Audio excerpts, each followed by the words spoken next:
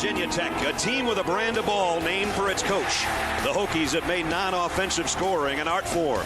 Georgia Tech found out about Beamer ball firsthand last year in a 51-7 rout. Virginia Tech celebrated, while the Jackets could barely stand to watch.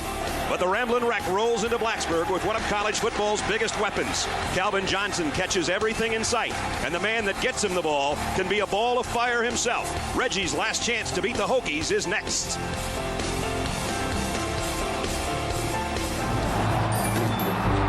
A packed Lane Stadium in Blacksburg, Virginia. This afternoon, a huge game in the ACC as our ESPN College Football, presented by Best Buy, brings you a matchup in the Atlantic Coast Conference that has this whole stadium rocking. The burnt orange, the Chicago maroon, 66,000 plus waiting for that man and his team. And they almost never lose at home or in the month of September. They're one of 18 remaining undefeated teams in the country. The 4-0 Hokies of Virginia Tech.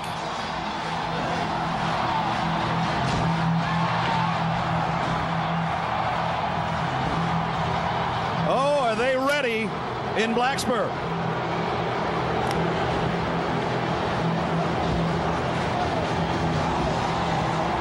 And here they come.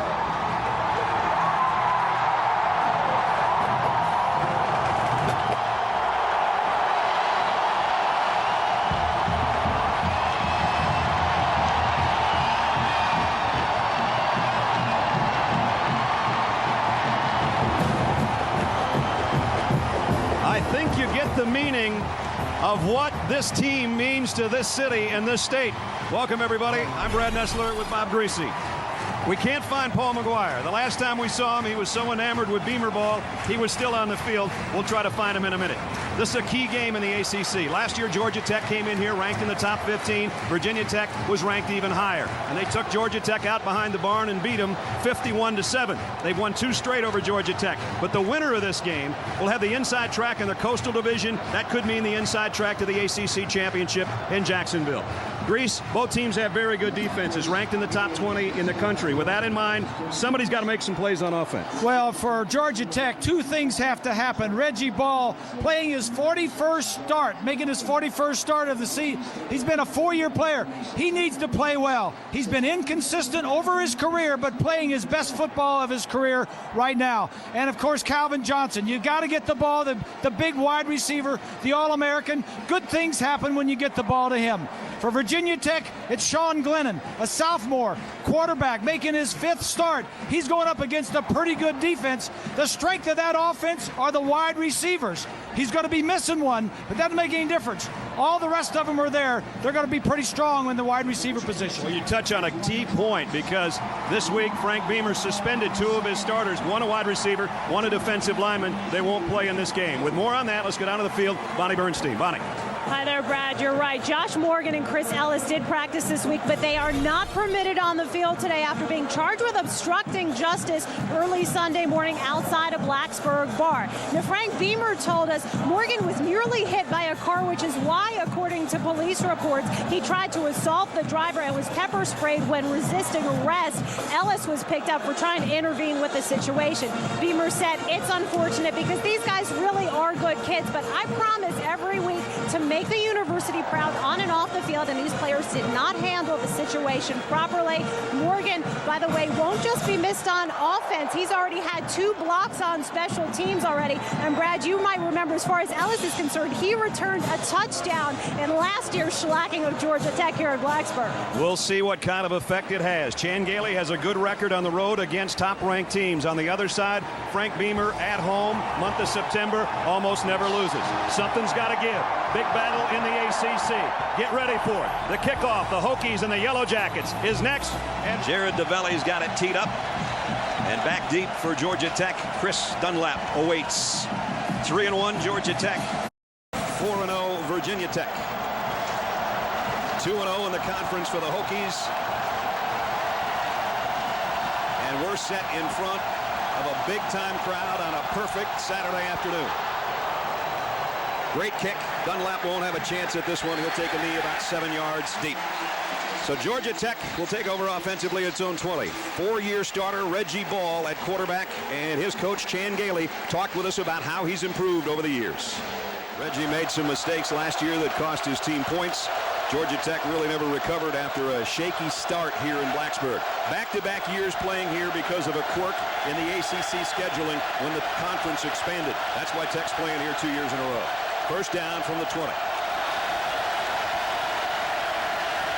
Ball deep middle, wide open, and it's James Johnson on the run inside the 40. 30, all the way down to the 22-yard line. It's the other Johnson who lights it up for Georgia Tech on the first play of the ball game. 59-yard pass play.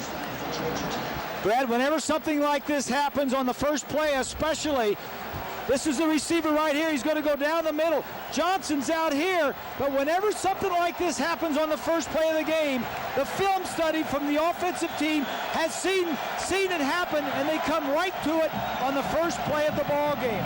So they worry so much about Calvin, they didn't forget about James, or at least they won't now. A career-long catch for James Johnson. First down, Georgia Tech. Good throw by Reggie Ball, the first throw of the game. That was not an easy throw. Same formation, now it's Reggie Ball, quarterback draw. Reggie broke a tackle inside the 15. He's all the way down near another first down at the 11-yard line. Let's take a look at our IBM Star Watch. Calvin Johnson will watch him. He's one of the best in the country. Tashard Choice, the main guy at the tailback spot, but we've already seen Tashard and Rashawn Grant in the same backfield for Georgia Tech on the first two snaps of the ball game. So Reggie gets 9 on the quarterback draw, and Georgia Tech is already at the Virginia Tech 11-yard line, second down and 1 in the opening stanza of the ball game. And now Calvin Johnson's way up there to the top of your screen. On second and short, toss, Choice. First down inside the 5, and it's first and goal, Georgia Tech.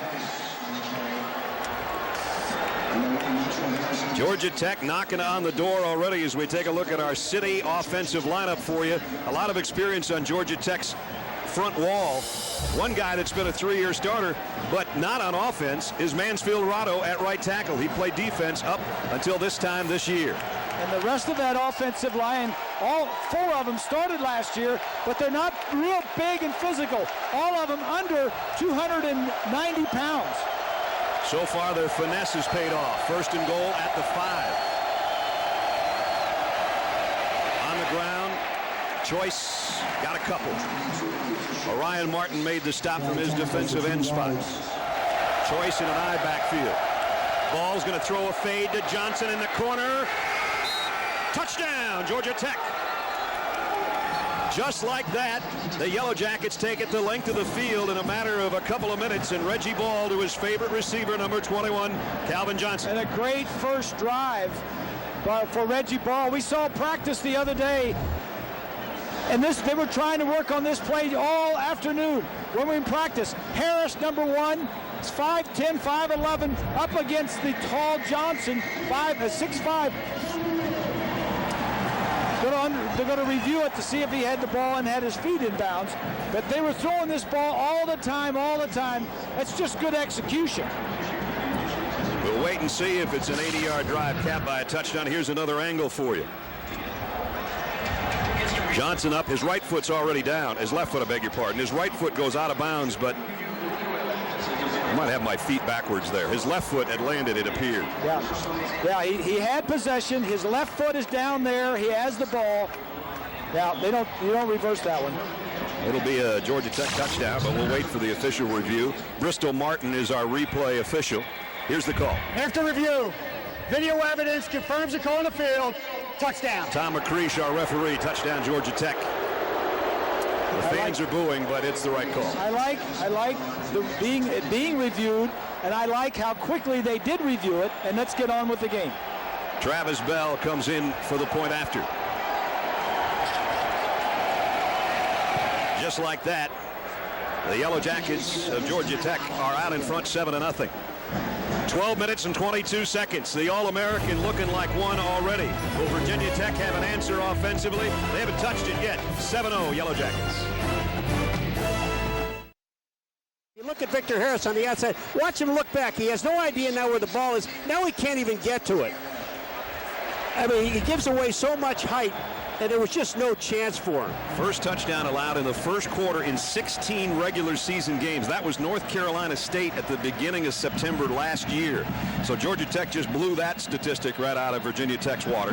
And now Travis Bell, Mohamed Yayawi will tee it up, and Virginia Tech will get its hands on the football for the first time. Eddie Royal and David Clowney. Clowney coming back from emergency appendectomy just a little over a week and a half ago. 9 days ago. Yeah. That's Eddie Royal waiting on the kick. Crowd has been taken completely out of the ball game in the first couple of minutes. Let's see if the Hokies have an answer. Royal will have a shot from 2 yards deep. Eddie's out across the 20, found a seam, and got out to about the 28-yard line. And that is where Sean Glennon will take over, the sophomore quarterback that Bob talked about. He says he's been waiting for a game like this for a long time. You guys, I watched announcing on TV since I was little, and I always dreamed of playing in games like this and playing for a big program like Virginia Tech. And, you know, it's just a dream come true. I'm just trying to make the most of it. And especially, you know, there's a lot of pressure, or expectations, probably is a better word, for following guys like Marcus and Brian. Very engaging young man that we spent a lot of time with yesterday, and obviously if he's been watching games since he was a little kid, he meant Paul and Bob, not me. First down at the 28-yard line. And he's going to throw on first down. Quickly out, complete. Good toss out to Justin Harper. Let's take a look at our city offensive lineup for the Hokies of Virginia Tech. A lot of youth on that front wall, including a freshman guard, but the anchor is Danny McGrath, the center. Brandon Orr over 170 yards last week. Royal and Harper will be a big part. Bob talked about the wide receivers, especially with Josh Morgan out due to the suspension. Second down and 4. Georgia Tech jumps in there. Looked like Darryl Richard got an early start, and that might just give the Hokies a first down without having to try it, unless the center moved.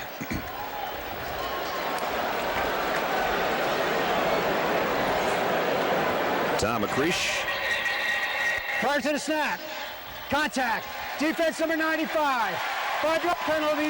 The penalty will result in a first down. So they get a first down by penalty. As we take a look at the city defense for Georgia Tech, the guy that causes all kinds of havoc in there is Joe Anawai.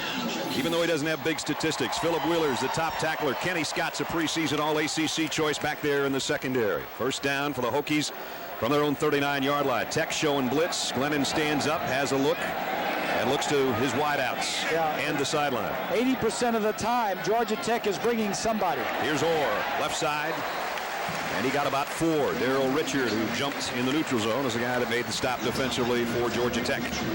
Brandon, great game last week. I mentioned 170 yards. 152 of those came in the second half. A career high for him last week. And he leads the conference in rushing, getting a chance to play this year for the first time. Second down upcoming and 6. 3 wide receivers, and now Glennon will drop back into the shotgun. Greg Boone, the big tight end, is in a slot on the right side. Glennon's going to throw on the run. Nice strike, but a good tackle made out there by DJ Jones on Greg Boone, and you hear the Boone in the background. Let's take a look from Paul's perspective. Well, when you take a look at this play, now watch Glennon come out to his right. They said they wanted to roll him out and then kind of stop him. Well, he was forced to stop because of the linebacker coming up, but it's an outstanding throw to the outside. And when you make this throw on the run, you've got to keep the ball away from the defensive guy and as far out to the outside, so only the tight end has a chance to catch it. And Paul, I like the fact that they're rolling him out a little bit, rolling him away from one blitz and having the back pick up the blitzer on the other side. Third down at 3 on their opening offensive march. They already trail by a touchdown. Play action, plenty of time, and now Glennon running out of time. Flush from the pocket. And now he's going to try to cut it upfield, and I don't know if he got there. He stretches out, but it looks like they've marked him short of the first down. K. Michael Hall, the linebacker, out there to make the stop. They back the ball up and just about put it right on the yellow line, but from the far side, when they walked it off, you can see now where they've spotted it. About a yard short. Georgia Tech in the country in the top 20 in just about everything, and first in pass efficiency in the ACC. John Tenuta is the defensive coordinator, and he is, like I said, one of the best in the country. They bring out Nick Schmidt, the biggest punter in the country. 6'2", 276. He stands at his own 35. Brad, I'm watching him from the backside here, and I'll tell you, he's wide. He goes from hash mark to hash mark. Oh, not a good kick. Way off the side of his foot. It went in almost to the first row of the seats. And let's see where they walk it up. And as much as they work on special teams, Coach Beamer's not going to be happy with that punt. All the way back to about the 37, 38-yard line. A 14-yard punt. They're not happy with that. They're not happy being down by 7 either. Torgerson Bridge connected to Torgerson Hall, home of Advanced Communications and Information Technology Center. They don't think I'm sophisticated enough to hang out there probably, although we are in the communication business. First down, Georgia Tech. Its own 38. Reggie Ball going deep down the left sideline. James Johnson again, and he almost got it to him. Johnson, who had the big play on the opening snap for Georgia Tech, and he almost had another one. We take a look at our IBM Star Watch. Nolan Burchett. Bud Foster says he's my anchor in there. He's the leader, although he's a quiet guy. Aaron Rouse is not. He's a safety. He'll take your head off if you give him a chance. 6'4", 227. He's the lunch pail holder to practice in games every day, and that means a lot around these parts. The defense is ranked 7th in the nation in total defense, and they are really good. They can score going the other way, as Georgia Tech found out last year. But Tech's already got a better start going than they had the entire game last season. Ball on a run again. Reggie got out across the 45 to the 46-yard line. Is going to be about a yard short of the first down. Should bring up 3rd down and 1. Xavier Adibi and Barry Booker make the stop. Reggie Ball, guys running by design a lot more this year with Patrick Nix, the offensive coordinator for Georgia Tech, calling the plays. But Patrick Nix is doing a nice job so far in this ball game. I'm impressed. First play of the ball game, the long pass. First play of this drive, the second drive of the game, another pass down the sideline. There's Patrick right in the middle. There you go, Grease. Former Auburn quarterback.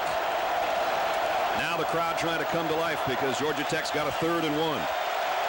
They're about 35% on the year in their 3rd down conversions.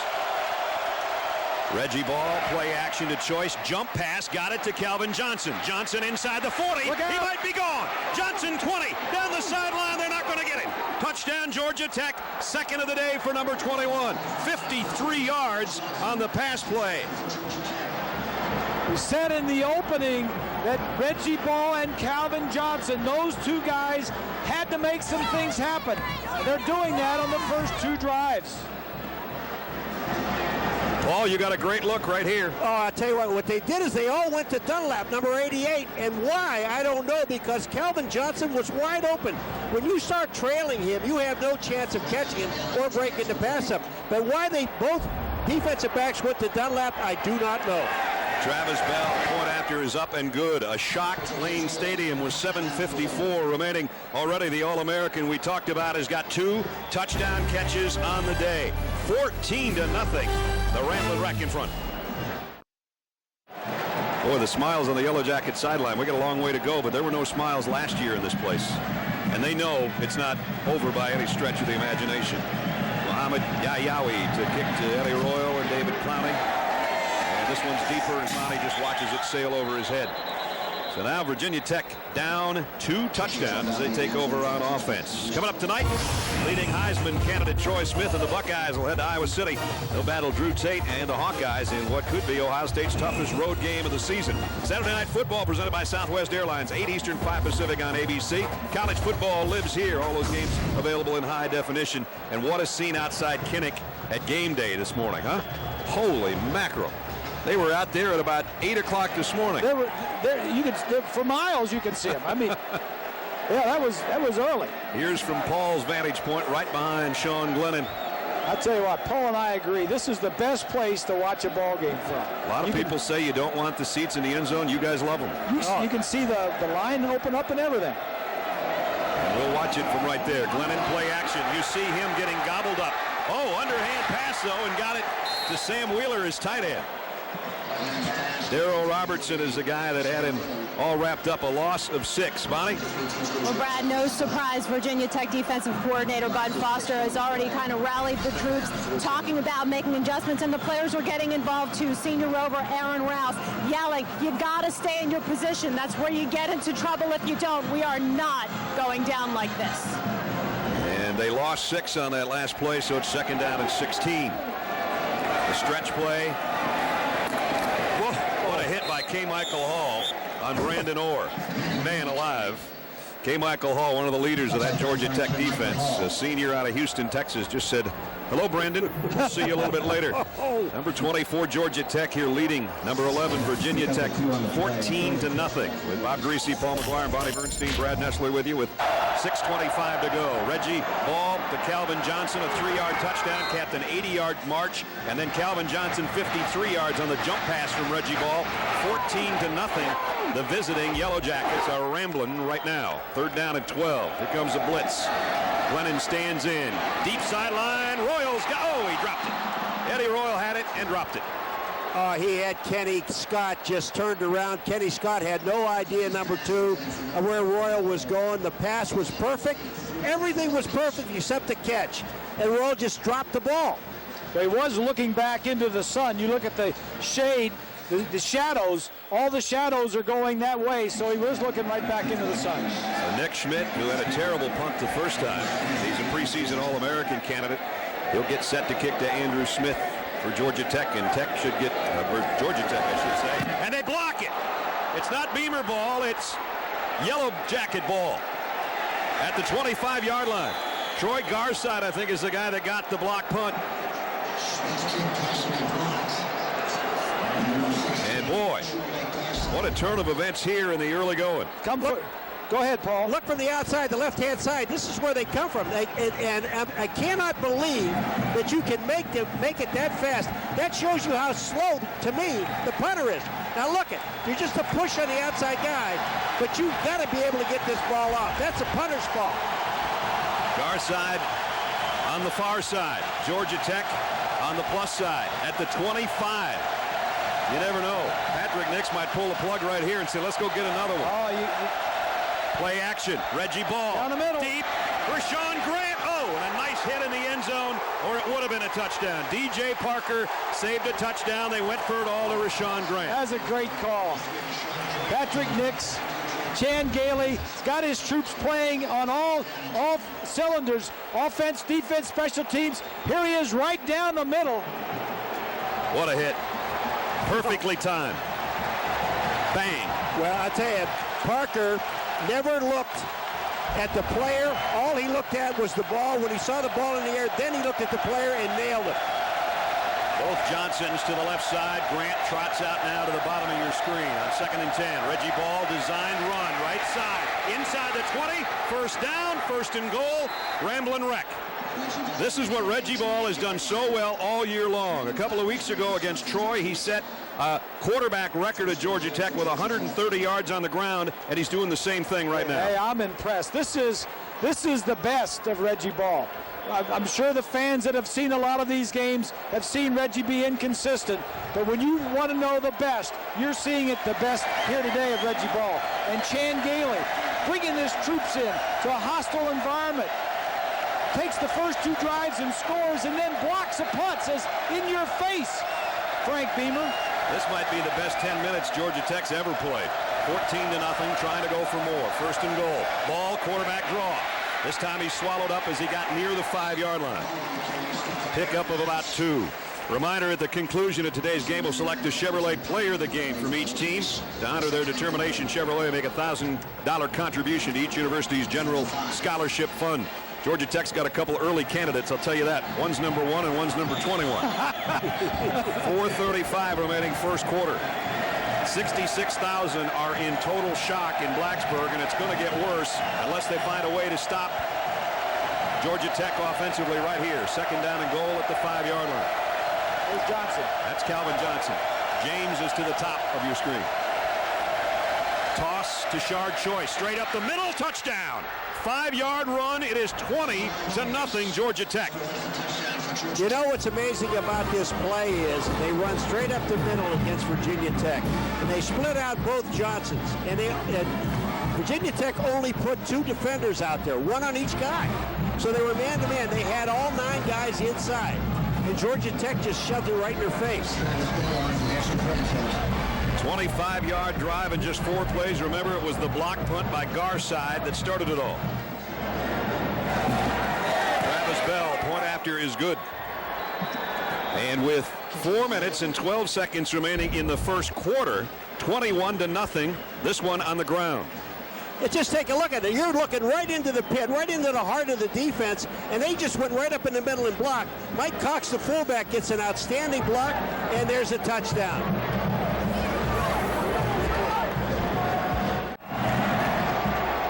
21-0. Paul, everything's right in your mush down there.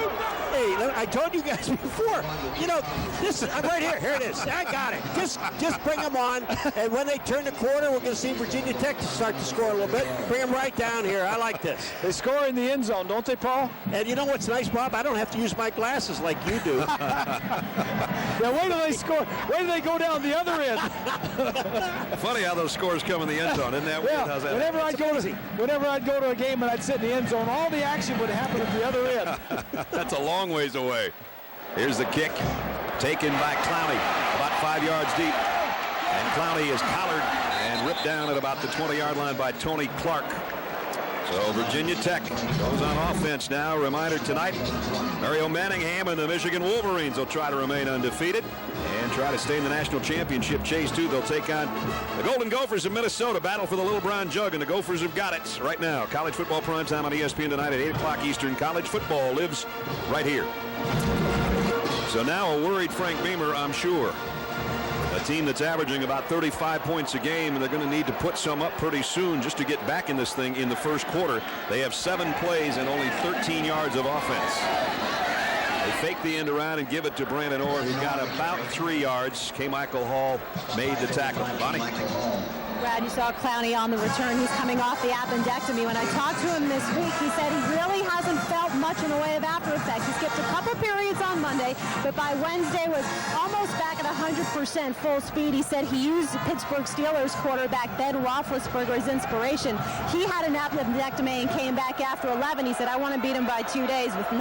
Boy, that's tough. That's gutsy. He wanted to be a headhunter on the punt team, too, so he's a tough wide receiver. 2nd down and 7. Running in trouble again. K. Michael Hall has got him all wrapped up and sacks him at the 10-yard line. A loss of 13. K. Michael Hall is a linebacker blitzing from the outside. One thing Glennon does not have are the quicks that the quarterbacks before, the two Vicks and Brian Randall, right here from the right side. Well, but when he turns, Glennon, the first thing he sees is K. Michael Hall, number 35. And he said, I got to get out of here. Good. Now it's 3rd down and 20. Glennon will work from the shotgun. Even the bad plays are down here. Tech will bring the blitz again. Glennon near his own end zone. Going to go deep near sideline. Got a man. And who's going to get it? Run down. He took it. By Harper. Justin Harper. And Virginia Tech finally gets away from McGuire and on the other end of the field. Yeah, but the corner's about to change. They're going to be back down here, pal. Jahi Ward-Daniels looked like he was going to have the play. It was a jump ball, and Harper at 6'4", Jahi Daniels at about 6 foot, and he just ripped it right out before he hit the turf. Great play. That's a big play. Harper makes the first big play for the Hokies here today. 39-yard pickup and a 1st down. Virginia Tech at the Georgia Tech 41-yard line. Quick throw.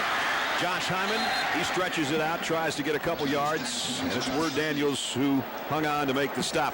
Right, that was a huge play for the Hokies. If they had not made that play, they would have had to punt again. From their own end zone. From their own end zone and giving the Yellow Jackets good field position again. Of course, Joe's dad and his uncle were the Wild Samoans back in the WWF days, and his brother Rosie's still a professional wrestler. Glennon, quick throw to the outside, diving catch by Eddie Royal. Eddie didn't catch one earlier in the sunshine, and he got that one in the shade, didn't he?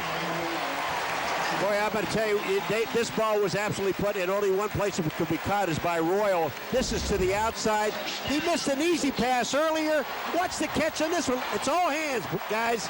Beautiful. Hands, bring the ball in, stay in bounds. Perfect. The moral of the story, throw it to Eddie in the shade. 1st down at the 30, and first quarter has a minute and change remaining. Georgia Tech, everybody lines up there. Yep. They had 7 guys close. Glennon backed out wisely. And they give it off to Brandon Orr. Orr got down for about 4 to the 26. Philip Wheeler, the middle linebacker, number 41 for Georgia Tech, made the stop. One more play, boys, and you'll be back down in my end. The big thing for the young sophomore, Sean Glennon, to remember is don't force anything. Don't rush anything. Sure, you're 21 points down, but just get one score. I mean, you don't make any mistakes. All you can do is take it down and get one, and then the next time you get another one. 8th play of the drive, 2nd down and 6. Orr found a hole off the right side. He's got something working. Brandon Orr inside the 10. He might get there. Touchdown.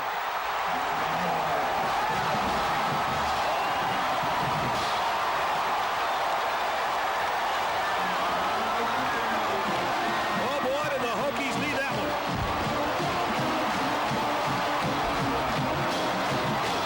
I'm going to tell you right now, this is Brandon Orr. You watch his feet, ladies and gentlemen. Watch this man move. The cuts that he's going to make once he gets to the hole. It looks like he's tackled right here, but not. He makes that step.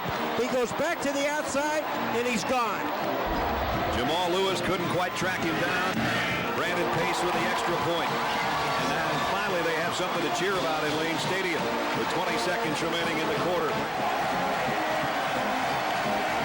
So 21-7, Georgia Tech shocking 11th ranked Virginia Tech until that last Hokie drive has given them some hope. It's Hokie hope now, as Chris Dunlap will await the kick from Jared DeVelli. Reggie Ball, 2 touchdown passes to Calvin Johnson so far. Tashard Choice with a 5-yard touchdown run for the Ramblin' Wreck from Atlanta. And now Virginia Tech right back in it, and so is their crowd, more importantly. This place was rocking in the early going until Reggie Ball threw a long pass to James Johnson on the first play of the game. Michael Matthews, the tight end, one of the up guys on the kick return. Georgia Tech starts the second quarter at its own 26-yard line with a 21-7 lead. Virginia Tech in the first quarter of all games last year only allowed 27 total points. Reggie Ball goes on top, completes it out across the 30 to the 31-yard line, a pickup of about 6. Welcome back to the booth. Paulie's out in the end zone. Bob and I are up here in the booth. Bonnie's on the sideline. Georgia Tech, the way they mixed it up offensively, I thought was brilliant. That's maybe the best offensive play since Bobby Dodd's days. Well, we've had some defensive stinkers around here, but 4 of the first 6 possessions, the offense has scored a touchdown in the first quarter. Virginia Tech really needed that last drive. Oh, for sure. And Orr's touchdowns got them right back in the ballgame. So Georgia Tech, 2nd down, toss to Tashard Choice, and he's wrapped up, no gain on that play. And they're still playing on Paul's end of the field.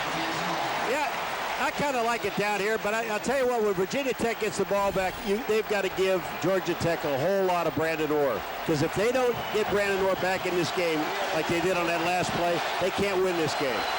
You're going to get some sunshine out there, Paul. Your forehead's getting a little red. My hair look messed up? No, what hair? That's what I said, hair, 1. 3rd down at 5. Georgia Tech's mixed it up very well today with their play calling. This is the first time they found themselves in a medium situation on 3rd down. Reggie Ball, play fake, throws complete. Calvin Johnson, I think he's got the first down. We'll have to wait and see. It is right about where they had to get. He took a big hit. Calvin Johnson, who actually has been, now they've got it where it looked like it's going to be a little bit short. They might have to bring the chains from the far side. Calvin Johnson injured his thigh in the game against Troy and came out, and they said, well, is he going to be able to play Thursday night against Virginia? He only had career highs, 165 yards, a couple of huge touchdowns. Today he's already got 2 touchdowns, but actually it swelled up on him again in practice this week. I spent some time with him on Tuesday. It was a little uncomfortable. It actually got worse as the week went along, but it doesn't look like it's hurting him right now. And they're that much short. Not quite a foot. Georgia Tech's offense standing out there as if to say, come on, coach, we're up 21-7, and Chan's going, I don't think he can take a chance. This would be a good opportunity if Frank Beamer has a dead cinch lock block on his punt team, this would be a good one to try. Good time to try it. Durant Brooks is Georgia Tech's punter. We know about the punt blocking capacities of Virginia Tech. We've already seen Georgia Tech turn the tables and do it themselves today. And now Reggie Ball. Reggie Ball is coming back on the field. It's 4th down and inches. And the 4-year starter at quarterback is coming back out. I think what they're doing, they're reviewing the last play. The spot of the ball. So that's what Coach Gailey was asking for over on the sideline, whether or not a review would be necessary. It's an official review with 13:24 to go. And so they'll take us back to that last play. The catch by Calvin Johnson is the play that they're taking a look at. We get it from the all-22 here. See Reggie Ball roll to his left and then throw to Johnson. And he's so big. I mean, he's almost 6'5". You would think where his shoulders hit would have gone at least that far past the line. Here's a call. Confirms the spot on the field.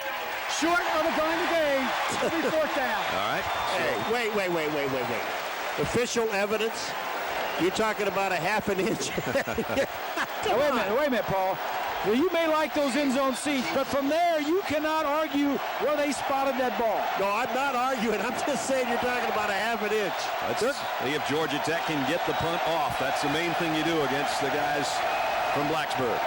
Brooks got it away, and it's a pretty nice kick. Royal fumbled it out of bounds at about the 16-yard line. Georgia Tech couldn't have done any better than that on that particular play.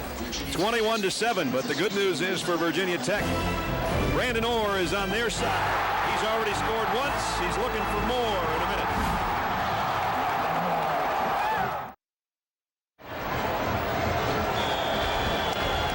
The Hokies have got it back offensively at the 16-yard line. Not great field position, but no further damage done by Georgia Tech. Glennon, play action, in trouble, probably a holding call. He throws it. He completes it down to Justin Harper, but I think this one's all coming back. That flag was thrown right in the thick of things. About 2 yards from where the ball was snapped. And here's the call. It is holding Virginia Tech. Let's go back to that last punt by Georgia Tech, Bob. Take a look at Georgia Tech's blocking guy. Look at this on this side of the line of scrimmage. Only one yellow Georgia Tech guy against 4 Hokies. But Matthews and Cooper, 80 and 48, the 2 tight ends got good blocks and no damage done there. That's called a spread where everybody on the other side too. Look how far the blockers for Georgia Tech are spread out. That's what it would. It's a very unusual style of punting formation. And it's dangerous against a team that knows how to block punts. You know, you're talking yellow again over there. You're talking yellow in Tennessee when it was orange. It's old gold and white for the Yellow Jackets down there. Okay. Glennon to throw. And Harper, great catch. Nope, they're going to say out of bounds. He had 1 foot down. He's a big target at 6'4", but apparently didn't get his feet down. And it will bring up long yardage situation, 2nd down and 18. You know, we're seeing today, guys, classic examples. When you look at both Johnsons on the other side, you're looking at Harper over here and Royal. Guys catching the ball with their hands, not their bodies. And these guys work on this a lot. This is a dangerous spot for a young quarterback. A hungry defense that likes to blitz, and you're inside your own 10-yard line, and it's 2nd down and 18.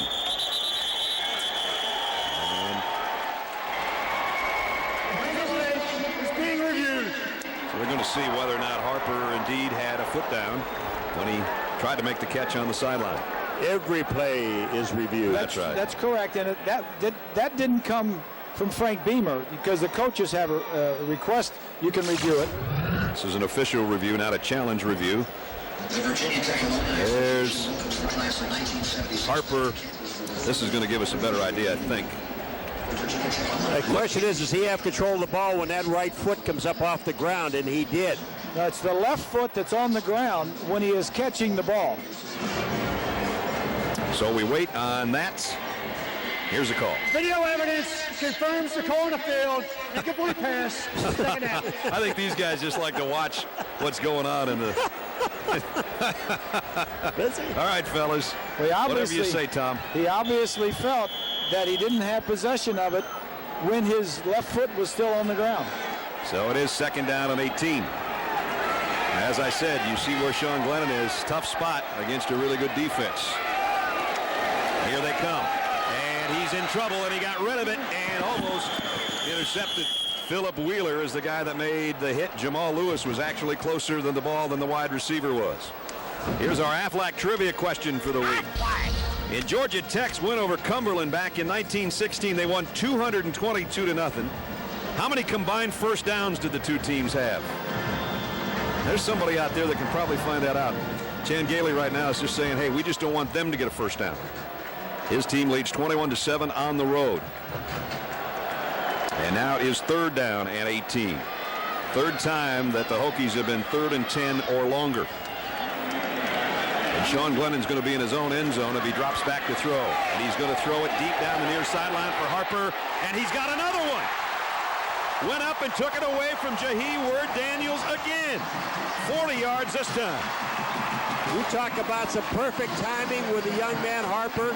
I mean, he watches this ball all the way in, and is it the last? Take one along with him. They've got something working again. Sean Glennon comes to the sideline. His team down a couple of touchdowns, but they're on the move. About the strength for Virginia Tech offensively was in their wide receivers. Harper's 6'4". Ward is only like 6 foot. 3 of the 4 defensive backs are new this year for Georgia Tech. So on 3rd and 18, a 40-yard pickup. First down at the 48-yard line. And this time I think we've got them timeouts taken by Virginia Tech. That's their first timeout. Yeah, we'll take one along with them. They've got something more. There's a beautiful trophy room over at Casal Coliseum. One of Frank Beamer's jerseys in there from the coaches playing days back in the late 60s. 3-year starter at cornerback. Got a lot of Mike Vick in there, a lot of Bruce Smith. Great stuff. If you ever get a chance, stop by and check it out. 11:55 to go, first half. 21-7 Georgia Tech, but Virginia Tech with a first down now at the 48-yard line. Stretch play, end around. Might be a pass by Royal. He's going deep. Got a man open, and it's almost intercepted by Georgia Tech. Didn't get quite enough on it out there to David Clooney. Eddie Royal on the end around, wide receiver pass. Kenny Scott broke it up. He had him open. He just needed to throw it out in front of him a little more.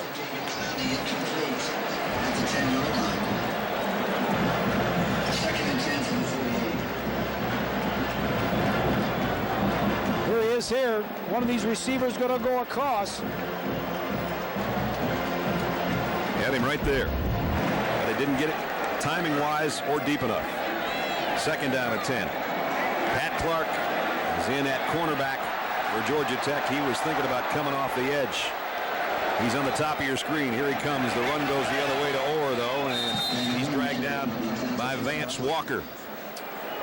So 21-7, the number 24 team in the country leading number 11 Virginia Tech. This was really a game for both teams to find out what they were made of, especially Virginia Tech, though they had a 4-0 record.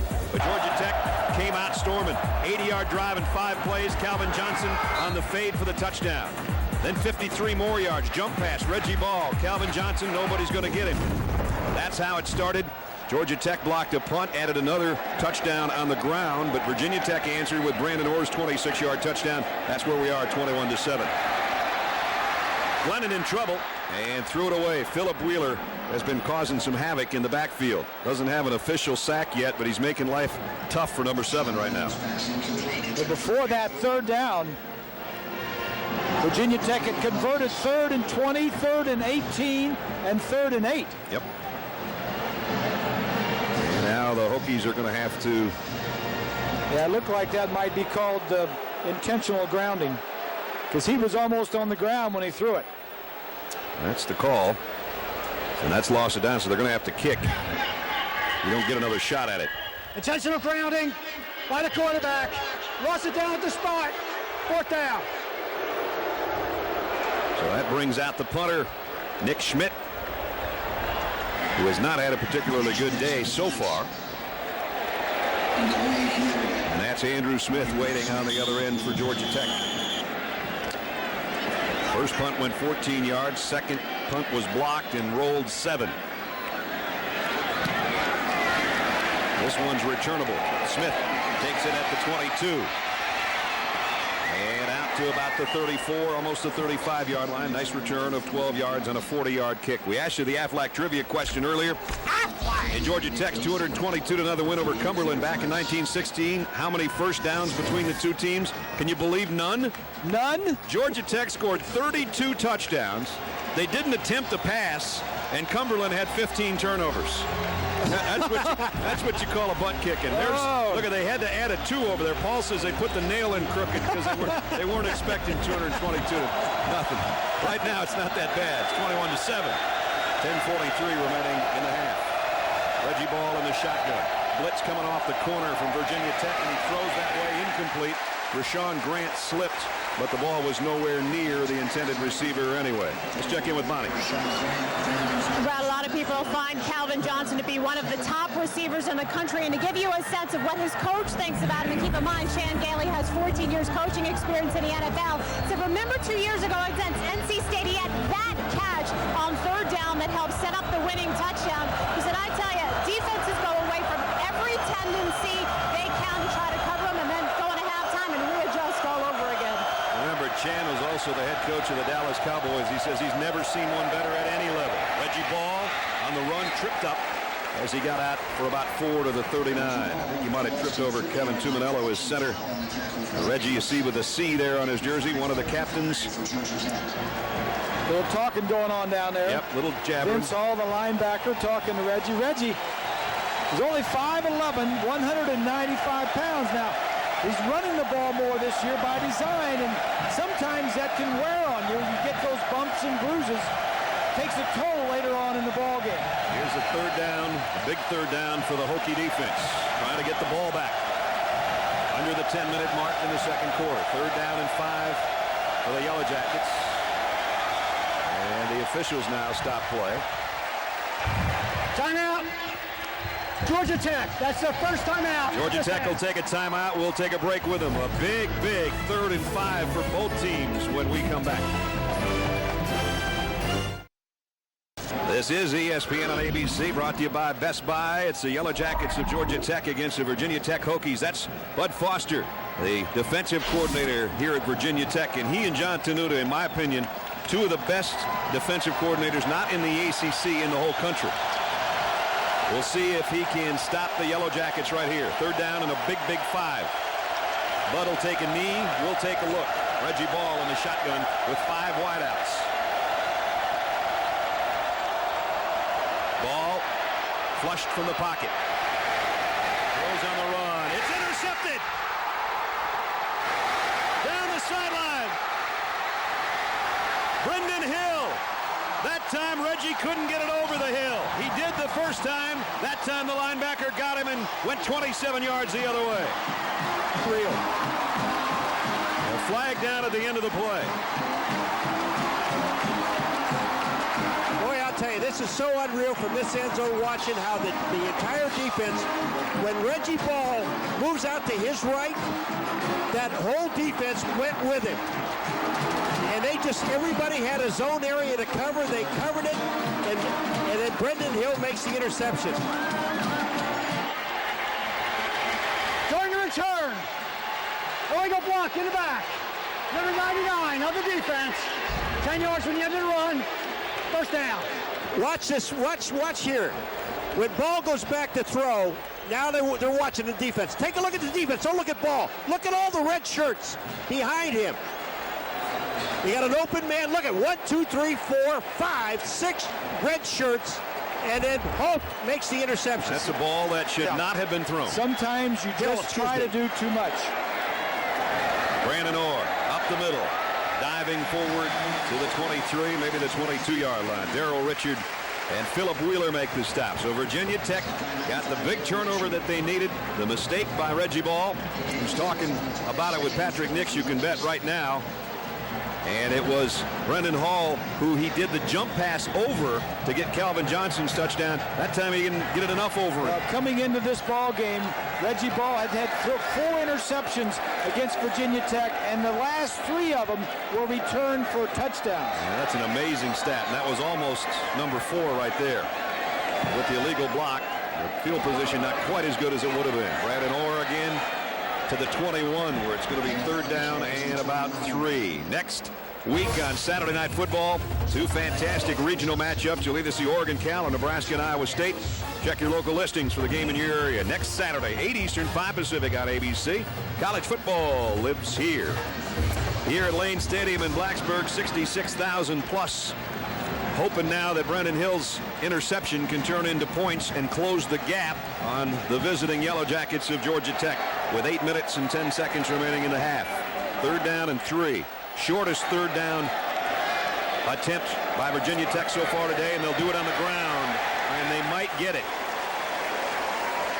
Right on the mark. Philip Wheeler made the tackle. Let's see if they'll have to take a look at this one. I think even if it is short, they would go for it. They'd right? go for it in this situation. Now the spot when they put it down was not quite as good as it looked like the linesman had it over here. The head linesman put it down. That yellow line is just approximate. Right. And not a definite thing. Now the back judge is going to hold on to it. He's going to spot the ball for us, and we'll bring out the chain gang. It's the real thing. And as Bob said, even if it's a couple of chain lengths shy, 4th down, probably going to go for it. And it's about that much. 4th and inches.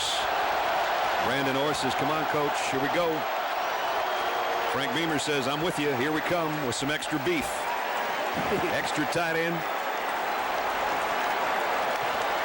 In fact, 2.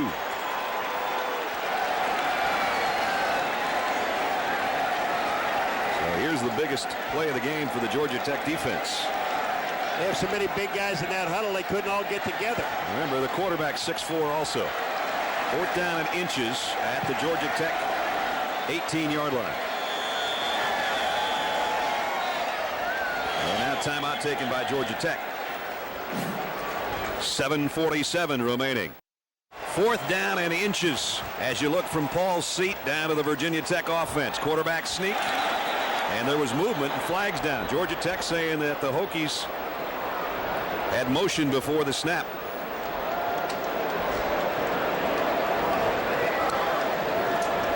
I think they're right.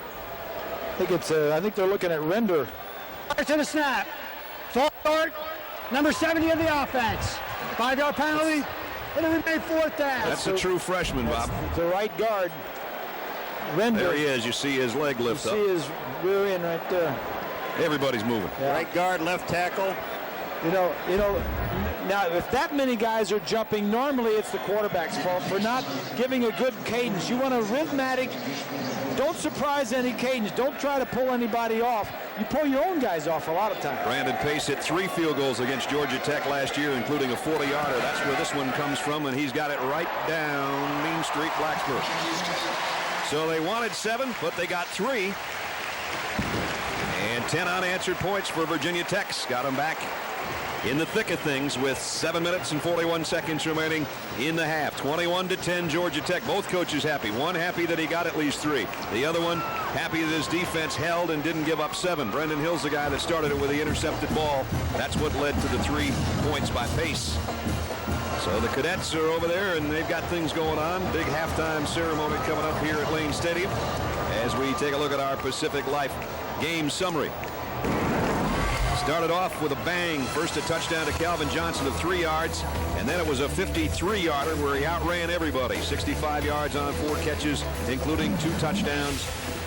And Tashard Choice straight up the middle for 5. That made it 21-0. And then Virginia Tech put a drive together in a nifty little move, and a 26-yard touchdown run by Brandon Orr got Virginia Tech its first score of the day. The Brandon Pace field goal of 40 yards a moment ago, and that's where we are. It's 21-10.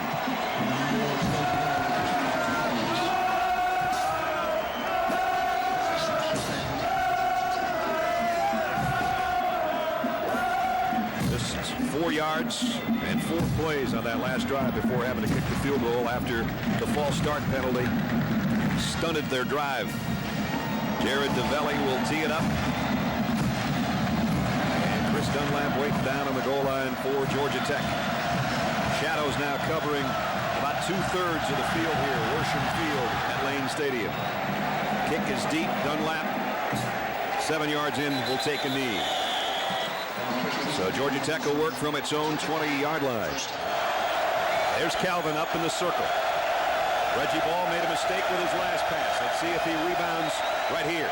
And he's going to go deep for Calvin Johnson. Jump ball picked off again. Victor Harris with the interception. Back-to-back interceptions by Reggie Ball. That's not Reggie's fault.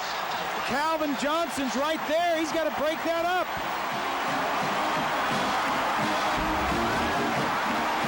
Top of your screen is going to go straight down the field. He probably can't see the ball. He's looking up. Yeah, he's looking like he did. You got to go up and take care of your quarterback. He was told to throw the ball up down the field to your 6'5" receiver, and your 6'5" receiver's got to help you out and not let the defensive back intercept it. So Calvin Johnson will have a seat. Reggie Ball will have a chat upstairs again, and Virginia Tech right back in the hunt at the 7-minute mark with the ball back at the 41-yard line. Great field position. Glennon going deep, near side for Royal. Jahi Ward-Daniels almost had the interception, and now he's a little bit shaken up. Victor Harris, big play by him, and Bonnie, he's quite a kid. He had his first 2 career interceptions last week against Cincinnati, and they were very special to Macho because they came the day after what would have been his mother's 45th birthday. Maritza passed away suddenly 2 years ago from a brain aneurysm, and what was so sort of eerie for Harris was that when he had the first interception, he said, I remember when I was a kid and my parents would tape my games, and when we would watch them back, I would always hear my mother yelling, "Go, Macho, go." And last week against Cincinnati, he said, when I got that first pick and I was running it back to the house, I heard my mother's voice in my head. Now he's got 3 interceptions on the year now. And Bud Foster said, you know, everybody calls him Macho. I call him Victor, but he said he earns that nickname once in a while. He keeps picking off passes. I'll call him whatever you want me to call him. And that's Jahi Ward-Daniels, who was shaken up trying to make a diving interception of his own for Georgia Tech. 2nd down and 10. Glennon throws it out complete. Screen to Clowney. Clowney to the middle of the field. Flags are down on the far side. And the flags came in kind of a strange place. I think this is all coming back. It would have been a first down and a pickup of 13. The Georgia Tech coaches believe it's on Virginia Tech. Tom McCreesh, our referee. There was no foul. The ball was caught behind the line of scrimmage. I think what they were thinking about was maybe a legal man downfield, but it was a screen pass behind the line of scrimmage. The ball was thrown behind the line of scrimmage, and in college football, you can block downfield, whether you're a lineman or a receiver.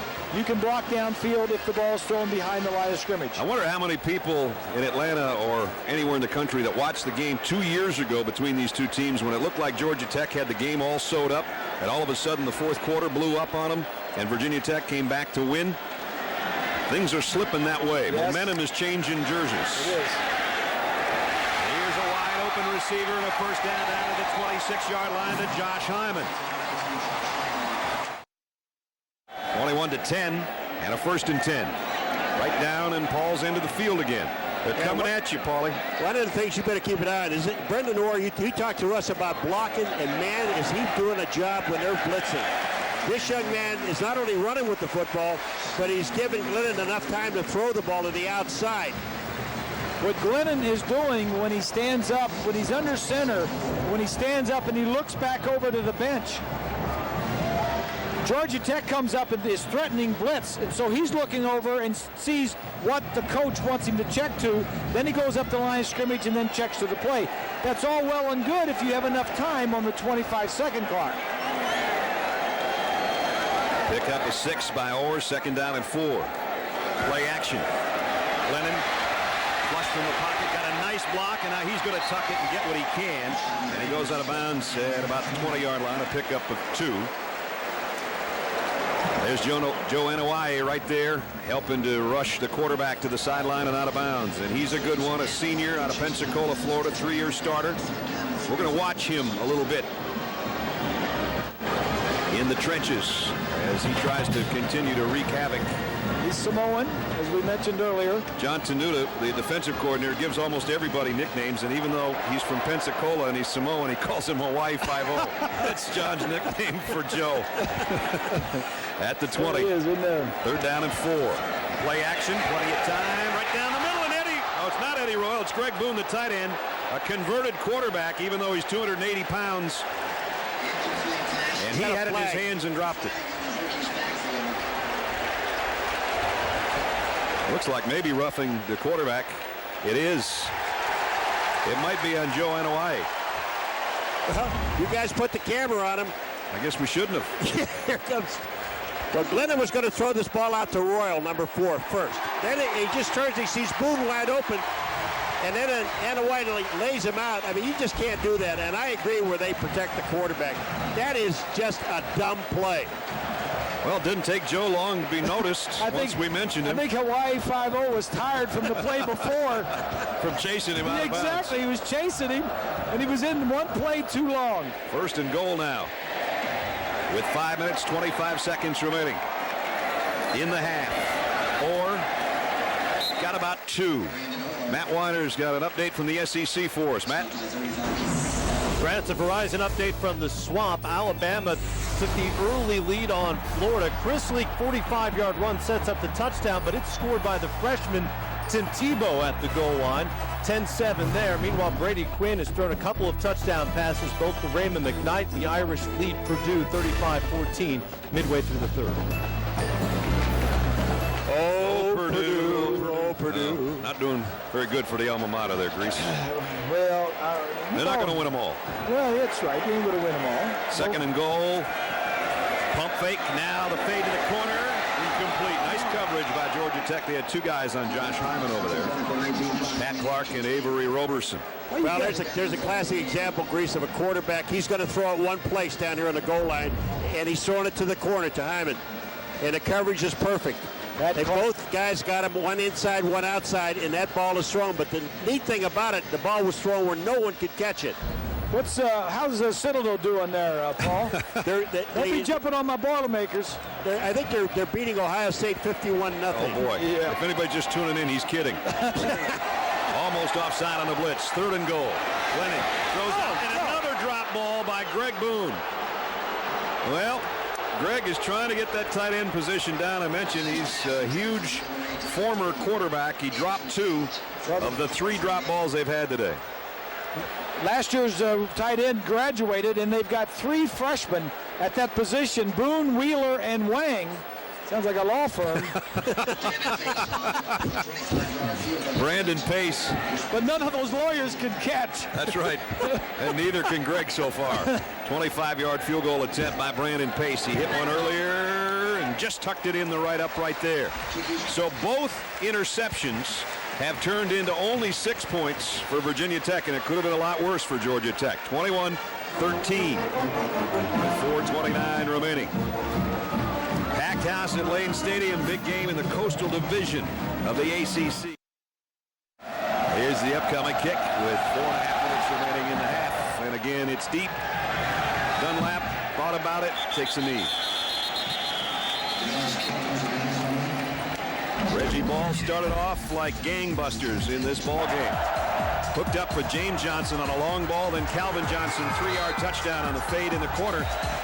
And then down the sideline, trying to get it to Calvin Johnson, and it's Victor Harris who picks it off. And amazing, Bob and I were talking about this morning. Reggie Ball, career statistics coming into the game, 44 touchdowns, 44 interceptions, and he's a 50% passer. That's kind of like right down the middle. Every time he does something good, he does something not so good. Exactly.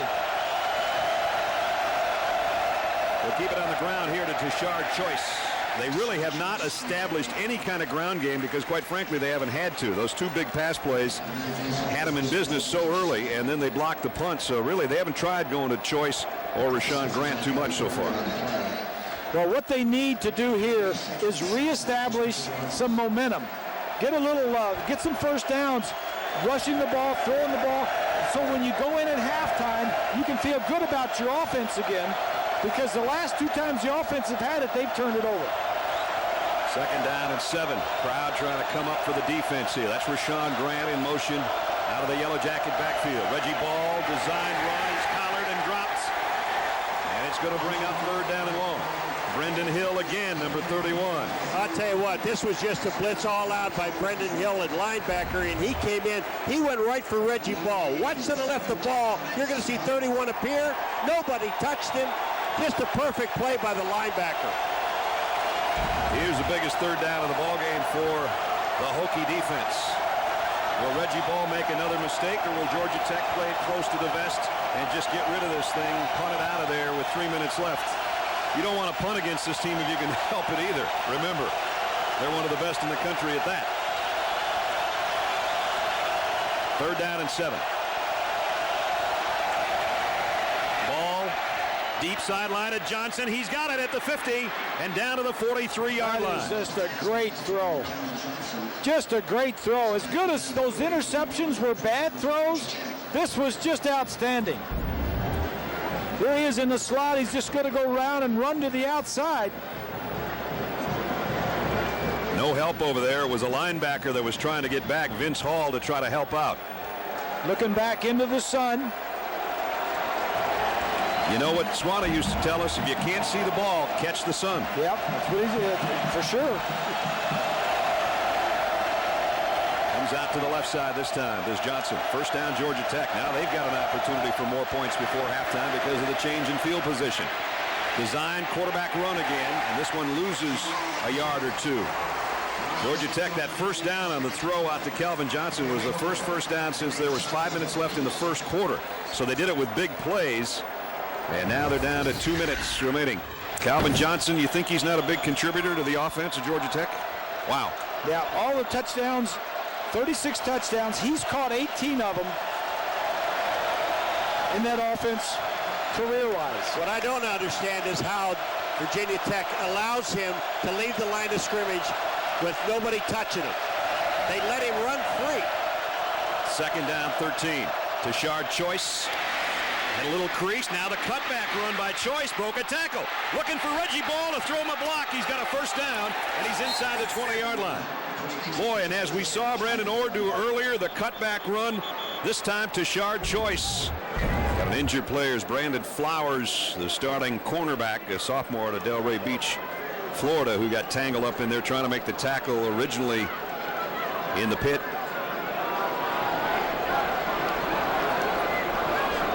And slow to get up, but about ready to get up, I think, with 1:26 remaining. And he's going to have to come over to the sideline.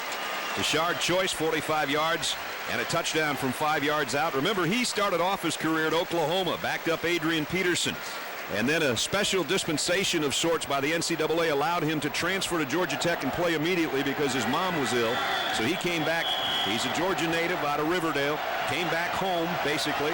And now he's the top guy. He backed up P.J. Daniels last year. Roland Minor comes in to take the spot of Brandon Flowers on the corner. And the red zone defense has been good every game so far. They'd love another one here. Here's the toss. Choice inside the 15 to the 14-yard line. And the clock now down to a minute. Georgia Tech timeouts. They have 1 remaining. That toss right there is what you call a clock killer.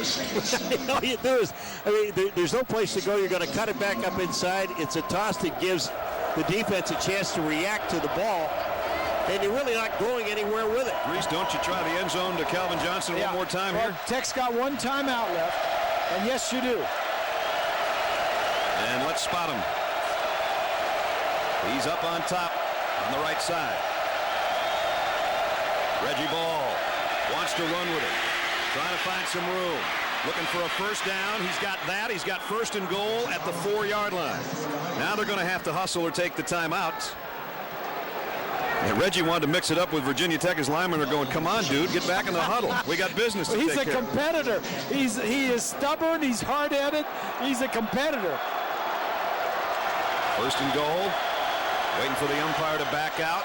And downs it to stop the clock with 16 seconds remaining. Save your timeout. That way you can either run or throw on the next down or 2. Chan Gailey looking on. He's a coach that's seen some big upset wins against top 15 teams over his career, and then he's also seen some games that Georgia Tech was supposed to win and didn't. That's kind of been the way Chan's seasons have gone, although they keep going to bowl games. Last year they were 7-5. Right now they're looking to go to 4-1. It would be huge if they could win on the road. Second down and goal at the 4. There's Calvin Johnson. Just circle it. The toss to Shard Choice, and he is met head on and lost yardage. Timeout. Vince Hall. Timeout should be coming here, and there Coach Gailey comes over to take it. So it's going to bring up 10 seconds remaining. Well, it's 3rd and goal at the 6. Now they're going to put Calvin Johnson in the slot. Will they move him or will they run him from that spot? Bob, you can circle him. There he is. That's Calvin Johnson, 3rd and goal. Reggie Ball lobs it. He lobbed it too far. Well, it was going to number 21, but he tried to throw a spot pass right about between the goalposts, and that's not where Calvin Johnson was. So here comes the field goal unit. Johnson kind of ran a little slant. Yeah, they're on the wrong page because he's running a little bit of a slant. Now, see, the ball went over the other shoulder, the other way. The tendency there is if the guy's up on the bump, I'm going to run a fade up the field. But if he's off, which he was, I'm running a slant, which he did run. Travis Bell will try a 22-yard field goal. He had one blocked here last year. He's had a pretty good season after an up-and-down campaign last year, and the kick is up and good. So Georgia Tech tacks on 3 more. Both teams now have had a 1st and goal situation and had to settle for field goals.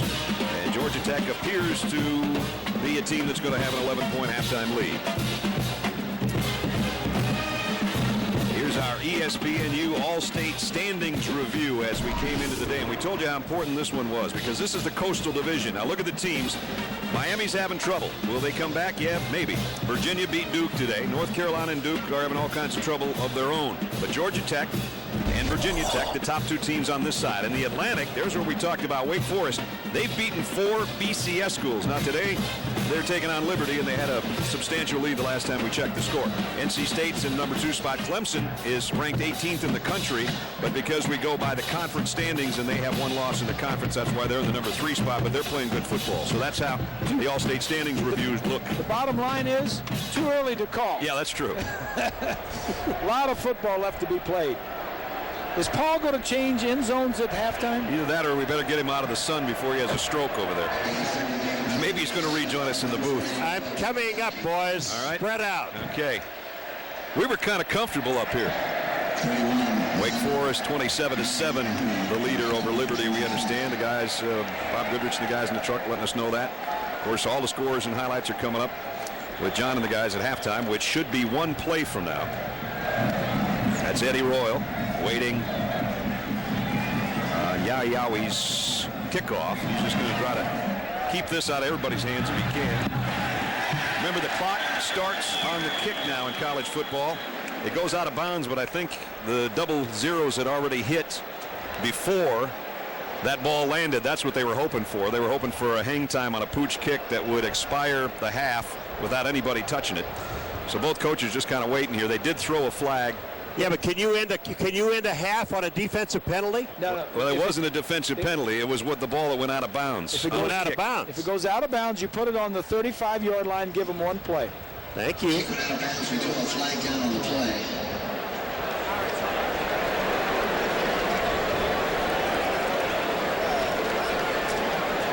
So the referee, Tom McCreesh, talking things over with Frank Beamer. Frank says, you know, I know a lot about special teams, Tom. Let me tell you something. Let me talk about this. You know, we're talking about Beamer, though. You know, how many head coaches that just totally takes over the special teams? That's his. Yep. He said he starts Sunday. He works all day Sunday. Kick out of bounds. Virginia Tech will take the ball 30 yards from the spot of the kick. 1 on time down. So they got 1 down left. Yep. But he takes all day Sunday. And he has, I said, I take all day Monday, and I look at special team films, and then I put this stuff together, and we go at it. Yep. And he has guys on his football team that beg to get on his special teams. Frank is kind of the George Allen of this day and age, I guess, on the college scene. George spent so much time with the Redskins with defense and special teams. Frank's had a lot of guys over the years, Bobby Ross, some of those guys that were very influential in that special team capacity that he's so fond of, and why they call it Beamer ball around here. Yeah. So far today, they have had a punt blocked and haven't blocked one themselves, but we've got one untimed down, so it's going to be trips down here to the right side probably for Sean Glennon. You know, when you get like Kick out of bounds is declined. The half is over. Kick out of bounds is declined and the half is over, so we don't have another play. Well, that was a little strange. Anyway, it is halftime. Georgia Tech on the road doing a good job. 24-13.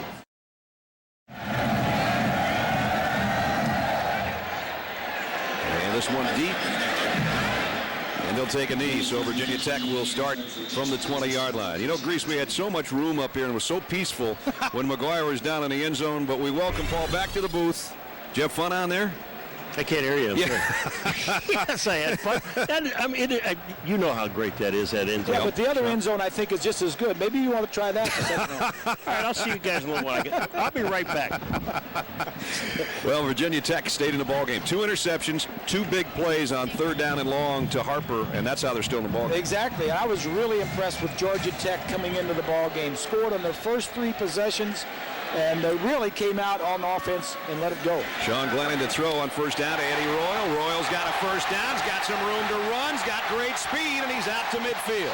Boy, that's the way you start the 3rd quarter if you're Virginia Tech. Not surprising to see Virginia Tech coming out and throwing at the corner on that side where Pat Clark is. Pat Clark in for Ward Daniels. Ward Daniels, who's had a tough game. Well, he was hurt too. He had a foot injury. Going right to work over there on that side. And going with a no huddle in midfield. 2nd snap of the quarter, and this time Orr's going to be dragged down for a loss of almost 3. Adam Oliver made the stop. Let's take a look at our Pacific Life game summary. Statistically, in the half, Georgia Tech with the 11-point lead, the big advantage in total yardage. And Virginia Tech actually had the ball longer than Georgia Tech. But Georgia Tech had those big plays. Remember, they had a 58-yarder on the first snap from center to James Johnson. Then they capped an 80-yard drive in just 5 plays. Didn't take them long. They blocked a punt. Virginia Tech has not. And that's where we are right now. Virginia Tech very much in the thick of it, though, with the possession here to open the 3rd. Glennon trying to throw out incomplete. Josh Hyman low and away. That's 3rd down and long. Hey, Brad, they had something going on. There was a wide receiver screen. If he could have just got him the ball, 2 linemen were out there in front of him with blocks. So 3rd down and 12. And a young quarterback looking to the sideline and hoping he can convert here and keep the drive alive. There's Jahi Ward Daniels. He'll trot out to meet Eddie Royal and Josh Hyman. And the big receiver, Justin Harper, down to the bottom of your screen. Kenny Scott is on him. That's where they're looking, and he's hit from behind, and there's a fumble. Georgia Tech scoops it up. Down the sideline is Gary Guyton with a convoy. Touchdown, Georgia Tech. Philip Wheeler, who's been in the backfield all day, hits Glennon, and Guyton scoops it up and goes 39 yards for the touchdown. Nobody touched Philip Wheeler. Nobody. He came off the corner, and not a soul even brushed him. We mentioned John Tenuta, the defensive coordinator, blitzing 5 guys almost 80-90% of the time. You don't draw it up any better than this defensively. And when you come from the blind side, more often than not, the ball's coming out. Defensive score. And Guyton down the sideline, officially 38 yards for the touchdown. Travis Bell for the point after. And much like the opening minute of the 1st quarter, the opening minute of the 3rd quarter is a shocker for the Virginia Tech fans. Wheeler with the hit. Out comes the ball. Guyton takes it for the touchdown. It is 31-13, Georgia Tech. Beamer ball back in. Gary Guyton just went 38 yards with a fumble recovery for a Georgia Tech touchdown.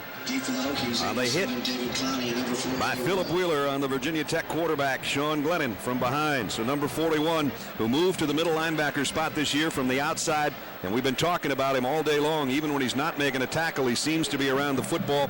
That time he separated football from the quarterback, and Georgia Tech leads 31-13.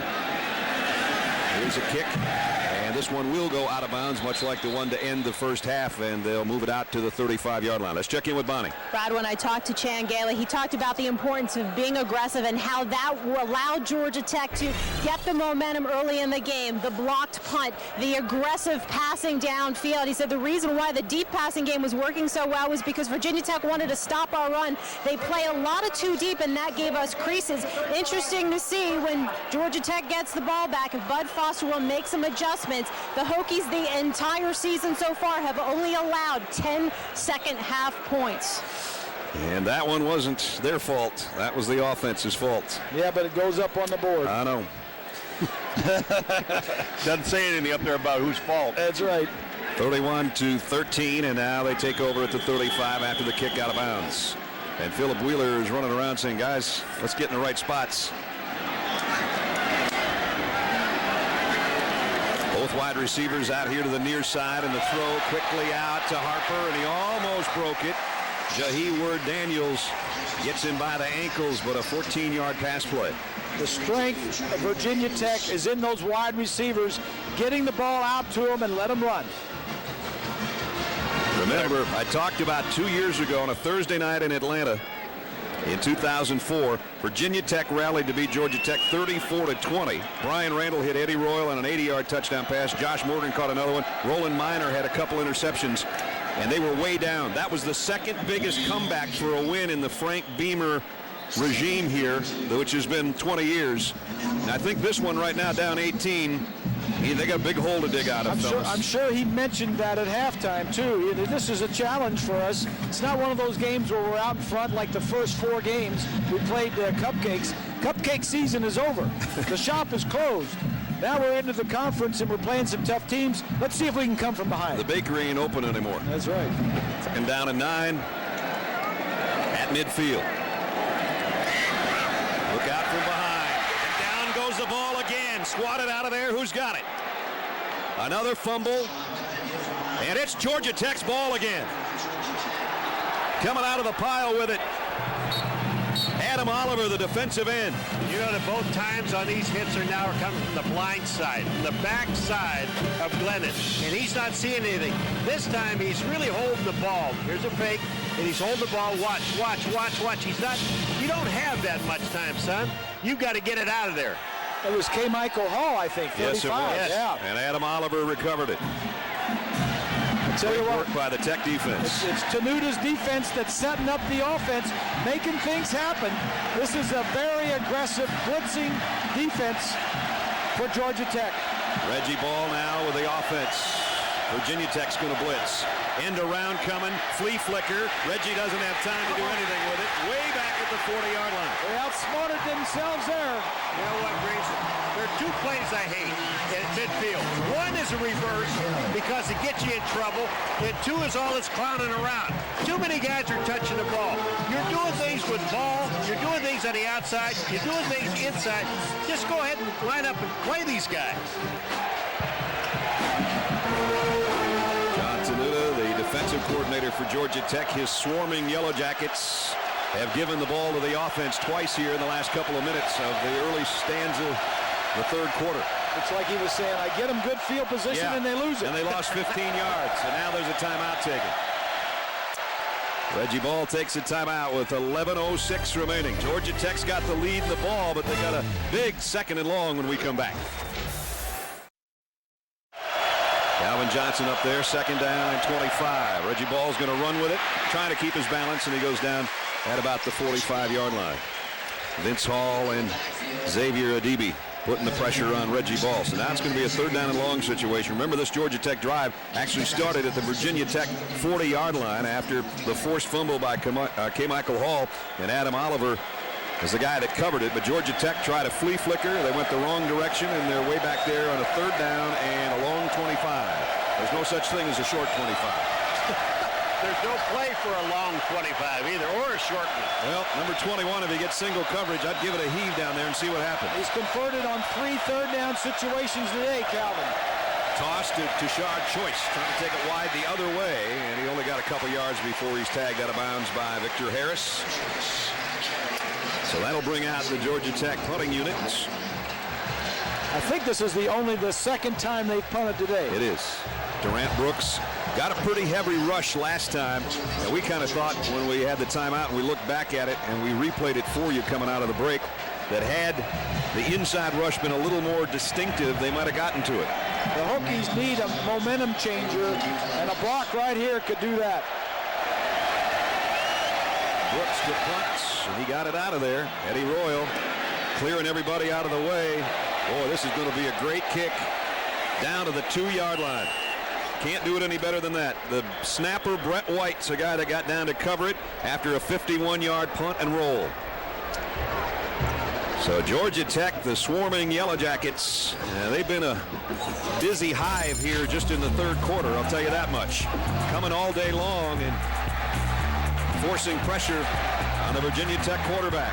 That was Wheeler. Here comes Wheeler again. There goes the ball. There goes Gary Guyton for a touchdown. Here comes K. Michael Hall. That one didn't cause any damage, but the field position certainly did, because now with the punt, they're way down at the 3-yard line. It caused a little damage in the brain there of Sean Glennon. The next time he drops back to pass, he's going to have a little happy feet. Here he comes to throw and completes it out. Form tackle at about the 8-yard line. Jesse Allen dropped by Gary Guyton, the guy that we just showed you on the fumble recovery. Jesse Allen, the fullback, making the play.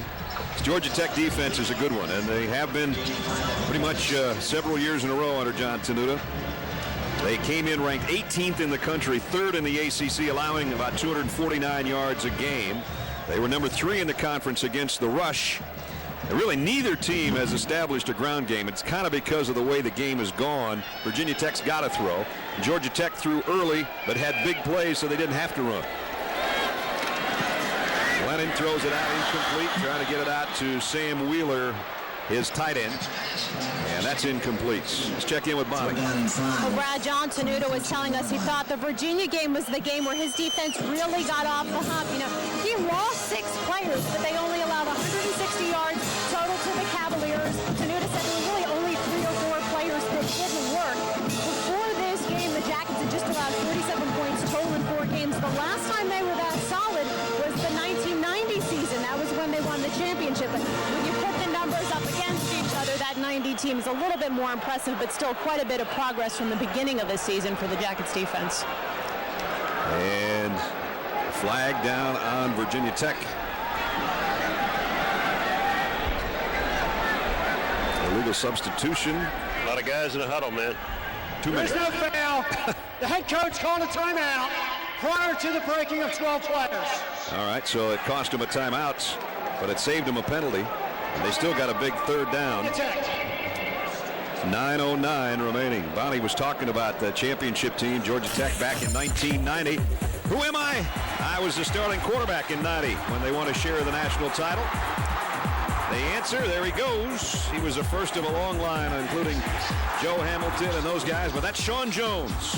16 of 23, 277 yards and a couple of touchdowns. The Jackets finished 11-0-1 and number 1 in the UPI poll. Colorado was the other team on the other side. Champ, Oh, you want to do a little trivia over there? I wanted to ask the man over here if he knew that. Colorado. Yeah. Well. All right, they were co-champions in 1991. Who were they? I don't care. I really don't. It's 2006, isn't it? I don't care about 91. It's just chitter chatter, you know. It's just. Yeah, I know, but don't ask me something about 91. I don't even know where I was in 91. He doesn't know where he was last night. So, I mean, After the first half, I was. Where was I? I was. You were in the right end zone. Thank you very much. 9:09 remaining in the third quarter. 31-13. Now 3rd down and 5. Brandon Orr, the single setback. Got an extra tight end in there on a wing. That's Sam Wheeler. And as Bob said, Sean Glennon's feet are getting happier all the time with this defense coming after him. Quick drop. Wobbler out there, almost intercepted. Somebody got a hand on that. And it's 4th and 5, and now the punter is going to have kind of a short field. Michael Johnson, I think, is the guy that got a hand on the ball. Glennon's got good news and bad news. The good news is that his receivers, if he can get them the ball, they got the big plays out there. They're going to make some yardage for him. The bad news is he's got to drop back to pass and allow that rush from Georgia Tech to develop. Schmidt deep in his own end zone, has not had a good punting day. This is a better one. Andrew Smith's going to have good field position, though. Takes it on the run at the 48, sidesteps one or two, and then gets planted. But Georgia Tech's going to have great field position at the 42-yard line. Let's take a look at our Best Buy defensive playbook, Bob. This goes back. Watch the linebacker. That's Guyton, number 58. He's going to blitz up inside here. Then on the outside, Wheeler is going to be free because the back in the backfield is going to pick up 58, the inside linebacker. But anytime you get from a blind side shot like that, Wheeler knocks it out, and Guyton picks it up and runs it in. That's a defensive touchdown. Boy, does that mean something to the offense and to the momentum of the ball club. Reggie Ball has a look at the Hokie defense. First down at the 42-yard line. Second time they've started in Tech territory, and Rashawn Grant got planted on that little shovel pass by Nolan Burchett, the defensive captain, the senior out of Richmond, Virginia. Boy, he played that well. He played it well. You know, here's the guy waiting on a toss, and he's waiting on the guy that's going to get it, Grant, just sitting there, and all of a sudden you run right into him. He gets the toss, and he gets killed. I know Virginia Tech's only given up 92 yards on the ground per game, but you wonder why Georgia Tech doesn't try, especially when they've had it on that end of the field, to run the ball a little bit, use some clock. You've got an 18-point lead. They're still in the shotgun, but Tashard Choice will run it. And he got maybe to the 40, and a flag flies in late. You know, Brad, I agree with you running the ball, but don't try a lot of trick stuff against this team. First of all, Virginia Tech, they're very fast, and they're very heady defense. So just if you're going to line up and try to beat them, you're bigger than they are, go at them. Well, we got a holding call here now, so much like the last time when they tried the flea flicker and ended up losing 15, they're going to be backed up back near midfield again as we get the official word from Tom McCreesh, our referee. Holding. 68 of the offense. 10 yards from the end of the run. Be second down. Mansfield Rado is a converted defensive lineman. He's been a heck of a player for Georgia Tech. They're asking a lot of this kid. He played defense up to this year, and now they move him over there. And, you know, maybe a future, if he can play at the next level, might be at guard. But tackle, you know, when you haven't played the spot. He was a 3-year starter at defensive tackle, started 32 games. Now he starts his 5th game at right tackle for Georgia Tech. But you're right, he probably has a better future in the NFL at offensive line than defensive line. Not if he holds. Reggie Ball keeps it on the ground. Choice. Tashard goes back into Virginia Tech territory at about the 47-yard line. It'll bring up third down and still a long one. About 15 more to go. Clock winds its way under the 7.5-minute mark. Georgia Tech had the lead at halftime. Virginia Tech came out and gave up the football on a turnover twice. The second time it didn't cost him. The first time it cost him automatically on the Gary Guyton return for a score. That's where we are since halftime, 31-13. 3rd and 15 for Georgia Tech. Extra receivers, Greg Smith. Choice will go out wide. And then Johnson and Johnson, part of the crew. And it's Calvin Johnson in the slot on the right-hand side. Reggie Ball trying to find some room to run.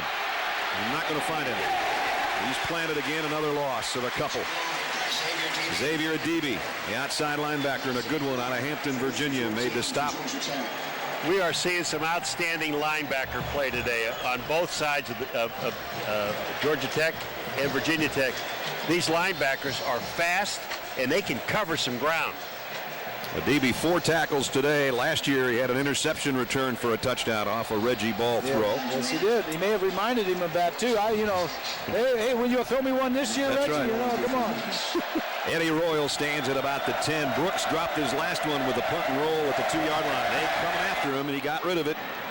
Got it out of there. And again, it's going to take a great roll and out of bounds inside the 5 on the other side. Talk about special teams. Boy. And Frank Beamer knows it. He's going, Georgia Tech's punter is doing a heck of a job. Buried in a hole again, the Virginia Tech offense, and buried on the scoreboard by 18 right now here in the 3rd. And kind of an ominous looking sky while we've had beautiful blue sky all day. I don't know if it's going to rain on the Hokies parade, but they're starting for the 2nd straight time inside their own 5-yard line. And that's not good. Trailing 31-13 from the 4. Glennon in his own end zone. Plenty of time and now running out of it. finally fires deep on the sideline and throws it away. There's a flag on this play. There is a flag at the line of scrimmage. Boy, he had all day in the end zone and then even more time once he rolled out, but couldn't find anybody open. So Georgia Tech secondary did a pretty good job.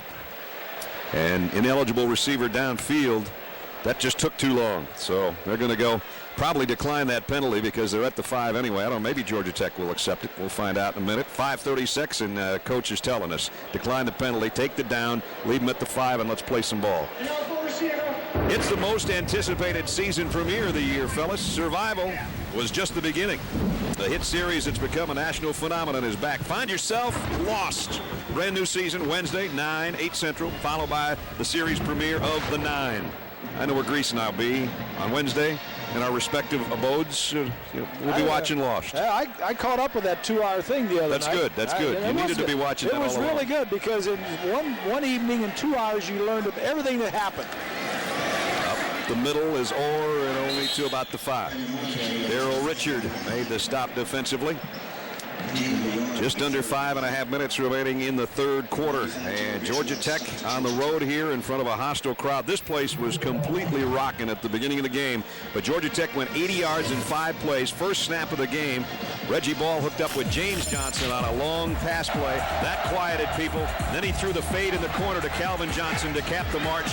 The touchdown, and now Georgia Tech's defense is taken over in the second half, led by Gary Guyton's fumble return of 38 yards, and that's where we stand.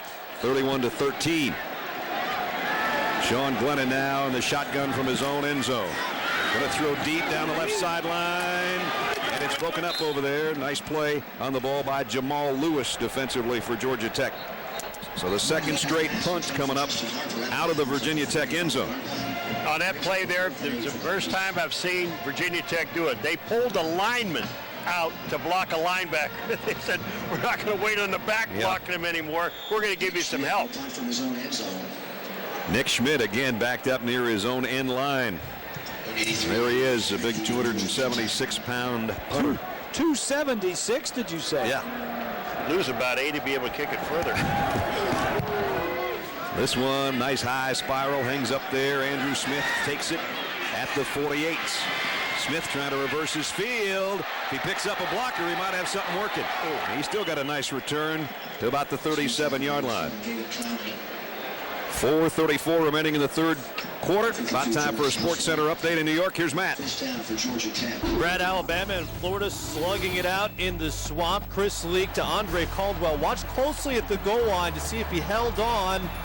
He lost it, but on review, they ruled it a touchdown, and the Gators go ahead. They lead it 14-10. Of course, last year, Alabama routed Florida, and they're looking for a little payback. Chris Leak doing a good job for the Gators. Here, Georgia Tech with a lead. And Tashard Choice straight up the middle. Big opening that time. Nice blocking by Tuminello and McManus and company. And he knocked through there for about 9 yards. Vince Hall made the stop. It's interesting, the momentum of this game. The game started in the first half. Georgia Tech came out. They had the momentum the entire first quarter. And then it's kind of shifted over to Virginia Tech. Coming out the second half, it's the Georgia Tech defense that set the momentum, and now Georgia Tech has had the momentum. Their field position in all their possessions has been in Virginia Tech territory. 3 straight times. Toss to Choice, to Shard up the middle. Nice run down inside the 15 to the 13-yard line. Boy, he's picking up some chunks now. 15 yards there. Well, if you look at the last 2 plays, they're up the middle. Monday Night Football, look at some good plays from Donovan McNabb and Brett Favre. They'll hook up on ESPN at 8:30 Eastern. Also available in high definition on ESPN HD and in Spanish on ESPN Deportes. Monday Night Football, Packers and Eagles.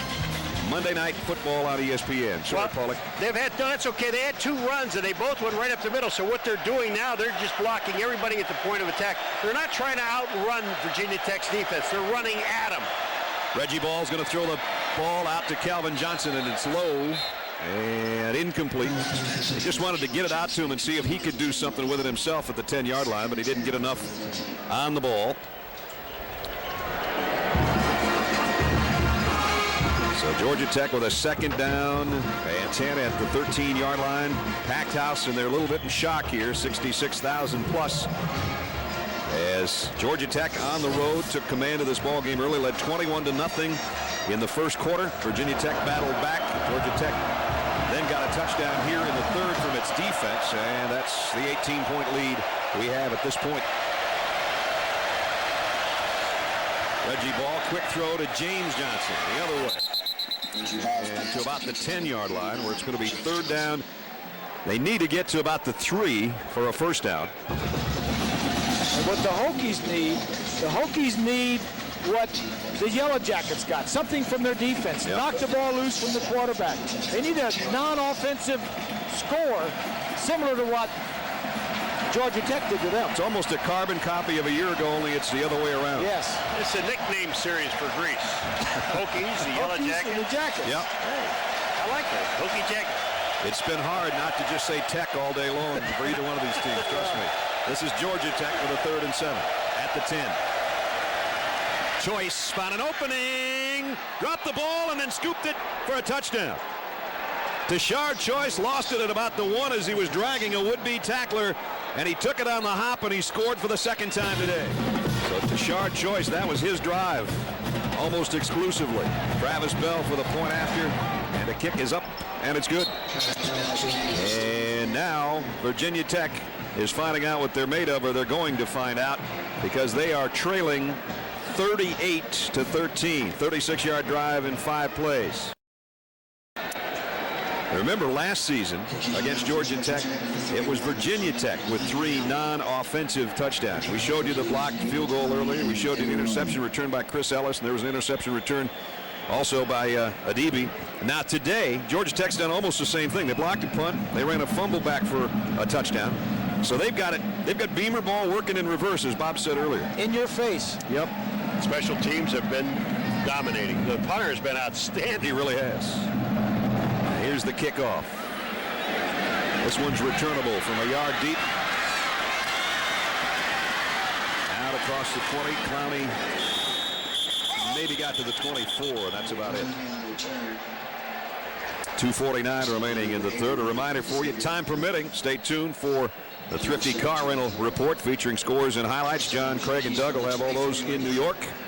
They'll bring you up to date on all the surprises and maybe some that weren't so surprising. This one, I would imagine most of the country is thinking of as a surprise. There's Georgia Tech special teams coach.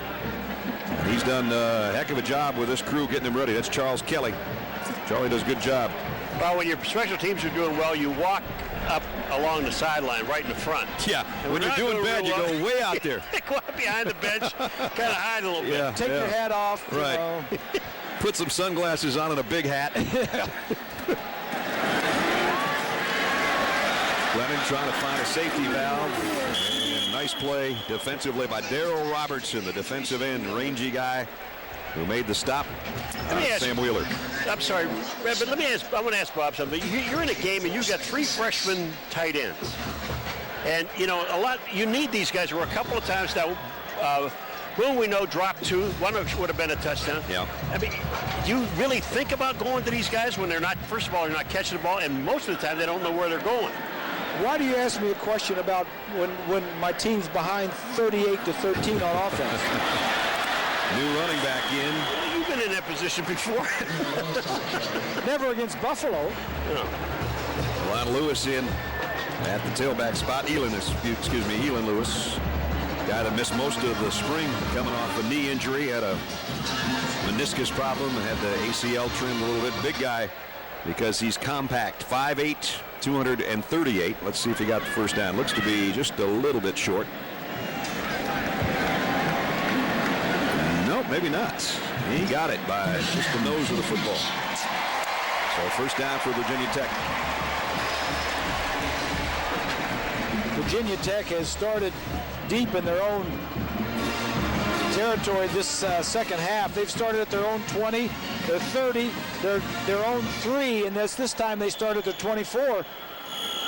Whereas Georgia Tech has started at good field position in the Hokies side of the field. Hokies' average starting field position has been the 17-yard line. Right now they're first down at the 34. So he's looking over.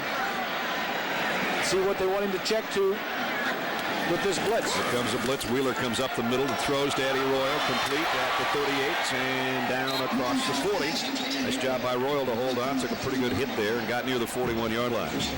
You know, I remember one of the things that Sean was telling us when we were meeting with him yesterday. He said, you know, early in the starts, I wasn't used to things and how fast it was, and he said, I would see the rush. And I know you've always told me, if you can see the rush, you're dead in the water right now. You got to just ignore them and look where you're going. Well, by seeing the rush means you're looking at the defensive guys that are coming in. Here they come again. And he might get a first down out of the scramble, though. By not seeing the rush, I mean you're looking past the lineman and downfield. You got to trust your line, your offensive line, to pick up everybody. And if you see an opposite color jersey coming at you in your peripheral vision, you're in trouble. Well, when he talked to us, Sean, he was saying that, you know, one of the mistakes that I do make, as you were talking about, is that I have a tendency to look up at the rush instead of looking at where the guys are. And when he's looked up at the rush today, he's looked up at K. Michael Hall and Philip Wheeler and company. And they're coming after him again, but he's going to go throw deep down for Harper and broken up by Kenny Scott. That's the matchup they want. Single coverage, 50 yards down the field, and the receivers just got to beat the defensive back, and that time Scott won. Kenny Scott is the best back there for the Georgia Tech secondary. That was a suspect area because of inexperience. They lost DeJuan Landry and some of those other guys. Chris Reese, who played some safety and some linebacker. Kenny Scott's the best one they got back there, senior out of Daytona Beach. Did you see what he did, though, Brad? What he did is before they were trying to catch the ball and intercept it. This time Kenny Scott went up with one hand and knocked it away. Yep. Second down and 10 might be the final play of the quarter. Little slip screen out here to Hyman, and he's got a first down. And that will bring the third quarter to a close. Pick up a 13. Virginia Tech moving it into Georgia Tech territory. Still plenty of time. They got a quarter to go, but they're 25 points down. And Virginia Tech starts the fourth quarter with a first down at the Georgia Tech 43-yard line, but they trail by 25 points. Sean Glennon's had a tough day against a tough Georgia Tech defense. Looking to throw here, rolling. And now tries to get what he can and gets to about the 40-yard line. It'll bring up second down and long. Welcome back, everybody. Brad Nessler, Bob Greasy, Paul McGuire, Bonnie Bernstein on the sideline. It would take the comeback of the Beamer era for them to not avoid an upset here at home. Do they have it in them? You know, this is a surprise. You know, I thought it would be a close game. I thought Virginia Tech would be tough to score on, and they haven't been. I'm impressed with Georgia Tech's offense. I'm impressed with Georgia Tech's defense. Along with it. Yeah. But I think that if Virginia Tech, they don't score a touchdown on this drive, it's all over. Well, fourth quarter's got a lot to go. They get it out, and they complete it to Sam Wheeler, the tight end, on a little wheel route, if you will. And Sean Glennon's got to pick himself up again.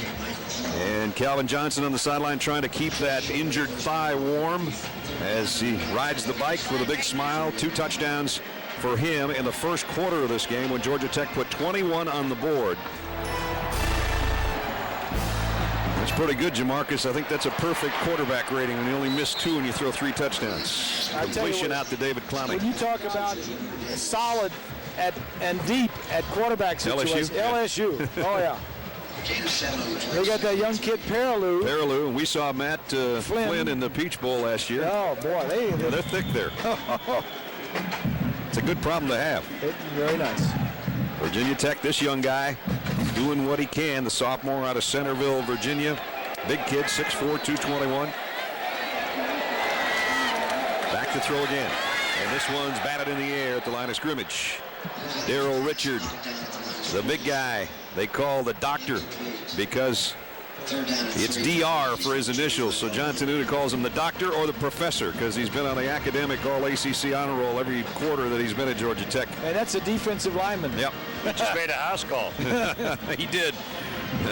Third down. Normally you'd think of defensive linemen, they ain't going to be right up there in your academic profiles. Oh, really? Yeah. And the quarterbacks would be, I suppose. Well, that's generally speaking. I didn't say that, No. but I'm not disagreeing. Here comes Lewis. He's got a first down. He's inside the Georgia Tech 20 and down to the 16-yard line. Like Paul said, Virginia Tech gets a touchdown here. There's still a lot of time left in the ballgame. But they need a touchdown. They just cannot settle for a field goal. And I think that man knows it. And they're going without a huddle, or trying to, and that's a very difficult thing to do with a young quarterback, too. But, you know, you're talking about young quarterbacks and all the quarterbacks at LSU. There's this kid right here, Glennon. He's a sophomore. He's going to be a pretty good one. Yep. Please reset the game clock to 12:43. 1-2-4-3. Now they're really trying to get Virginia Tech in the game. They're giving them extra time. You're just joining us. Tom McCreesh, our referee, was not counting out of order. 1-2-4-3. He didn't mean 1-2-3-4. He was just trying to get some extra seconds back on the clock. Glennon wide open. Nice spin move by Hyman. Hyman inside the 10, diving down, first and goal at about the 2-yard line. Boy, nice move he put on in the open field to get about 10 extra yards. And now Virginia Tech is knocking on the Georgia Tech door. Brad, I'll tell you what, you talk about great concentration in hands. Hyman, it knows he's going to get whacked, and he catches this ball, and then he's got to move right now. Watch it, catch, move. That's around Kenny Scott. Boy, is that great coordination and, you know, eye contact with the ball. That's what I'm talking about. The receivers for the Hokies, they have a bunch of them. Play action. Oh, and he overshot an open tight end, Sam Wheeler. Too much on that one.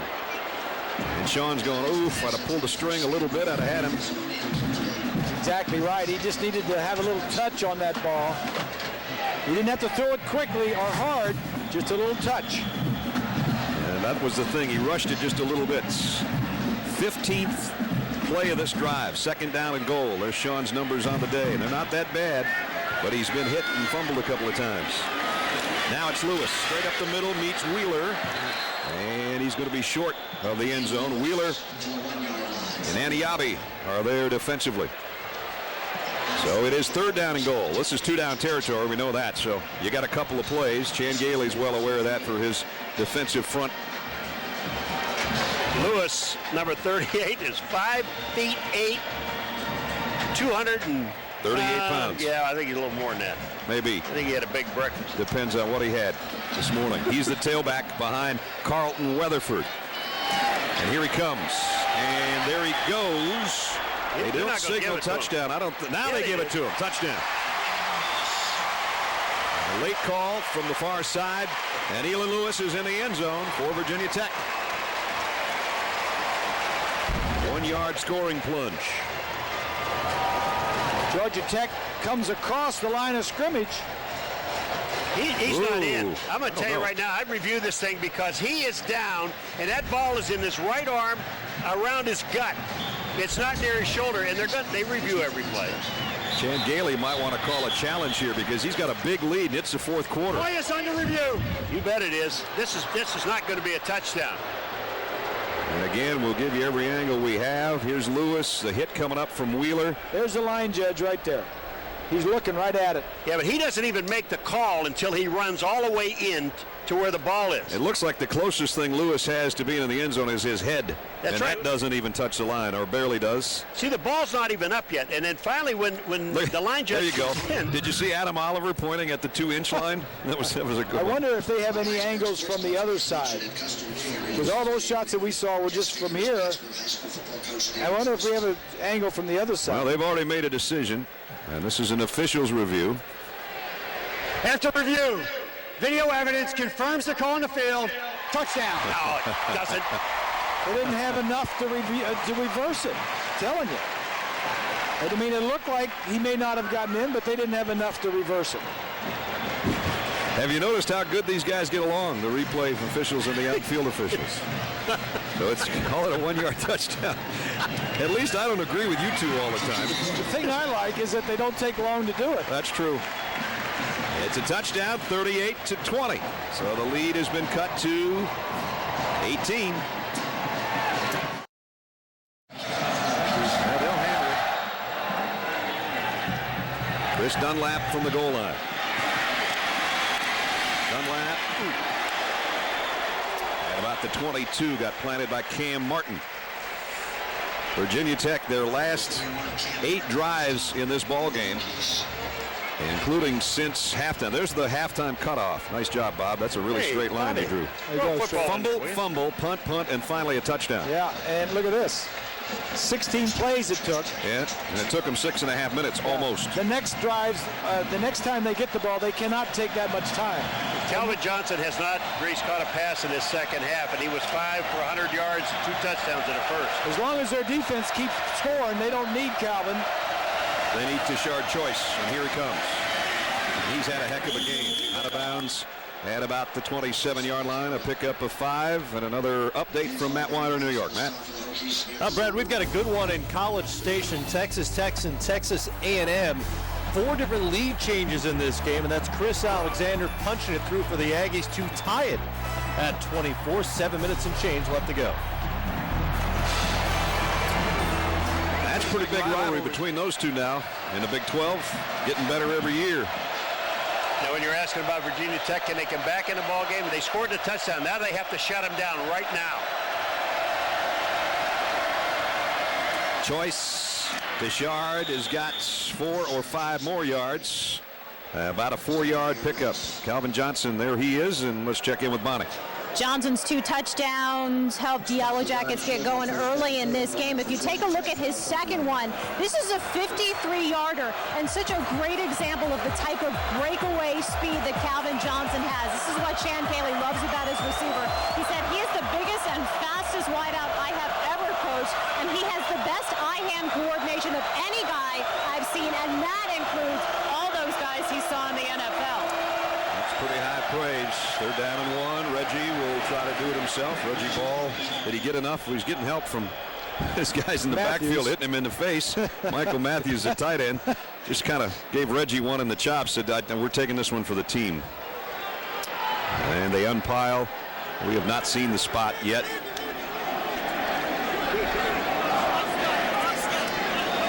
Down in all of that, it looks like a Georgia Tech first down. That sure does. You got to get it beyond the 32-yard line.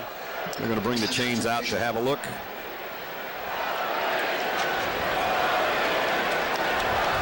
So an important measurement because we're down to 9:43 and Georgia Tech gets first down. There should be a couple more minutes they can burn off no matter what happens. Brad Nessler, Bob Greasy, Paul McGuire, Bonnie Bernstein with you from Lane Stadium. It is a first down Georgia Tech. They have an 18-point lead. Virginia Tech needs 3 scores in 9:43, or their September record, which has been stunning in recent years under Frank Beamer, is going to suffer an L here on September 30th, the last day of the month.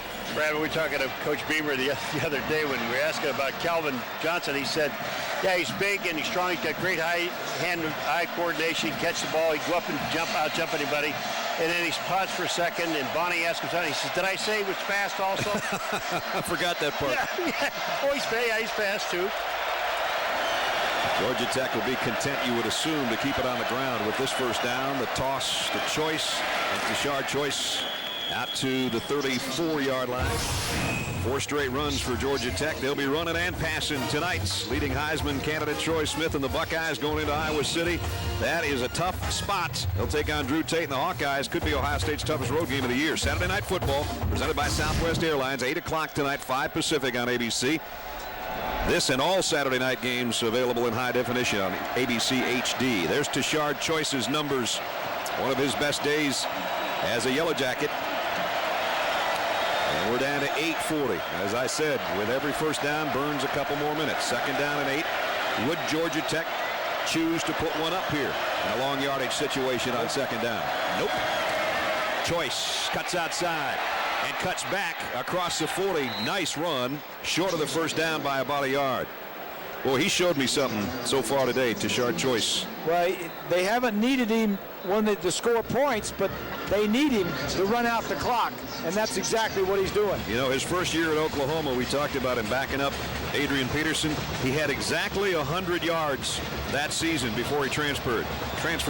Today, he's got his second career 100-yard game for Georgia Tech.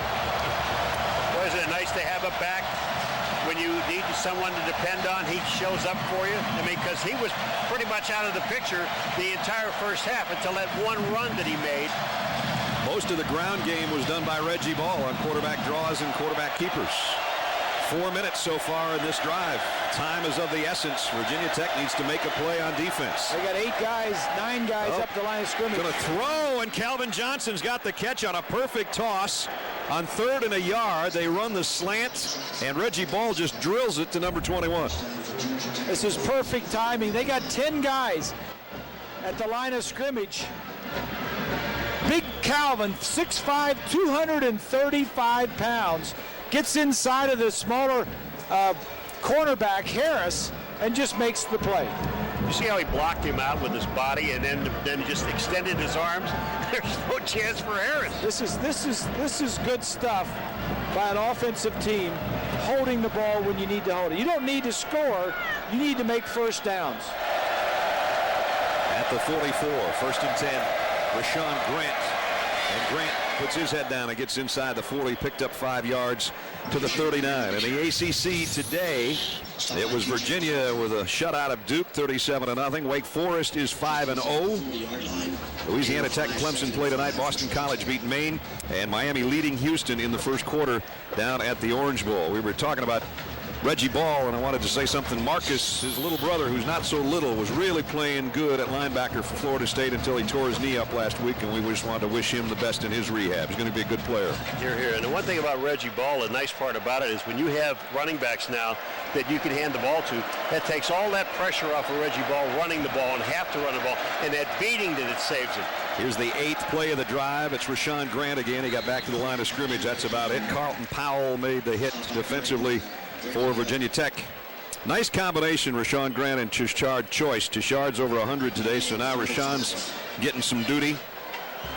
And the clock winds its way under the 6-minute mark. Big wins on the road is nothing new for Chan Gailey. In his first 4 years, he had 6 wins against ranked opponents, and 5 of them were on the road. And remember last year? Auburn. At Auburn, Yep. at Miami, and now at Virginia Tech. This one might be the sweetest of all of those, because remember, their only loss of the season was 14-10 to Notre Dame, and they led Notre Dame into the 4th quarter of the ball game. Rashawn Grant, nothing much there. It's going to be 4th down. But when you go back to that opening Saturday night game on ABC, 14-10 Notre Dame. Now Notre Dame goes on, and they're everybody's hot choice until Michigan pounded them. Now they beat Purdue today, and they look to be back in gear. Now you look at this Georgia Tech team, and you go, maybe they're pretty good. Yeah. You know? Calvin Johnson was in our IBM Star Watch, has 115 yards, but his teammates are helping him out today a lot more than usual, including Tashard Choice. Flag on the field coming out of commercial. This will be interesting. Prior to the snap. False start. Number 7 of the offense. 5-yard penalty. It'll stay 4th down. Okay.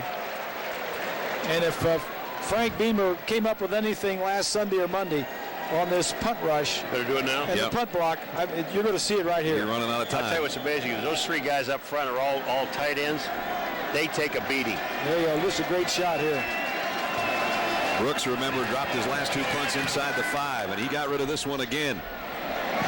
This one is going to go into the end zone, but he did his job. He knew they were coming, and he did the quick 2-step, got it out of there.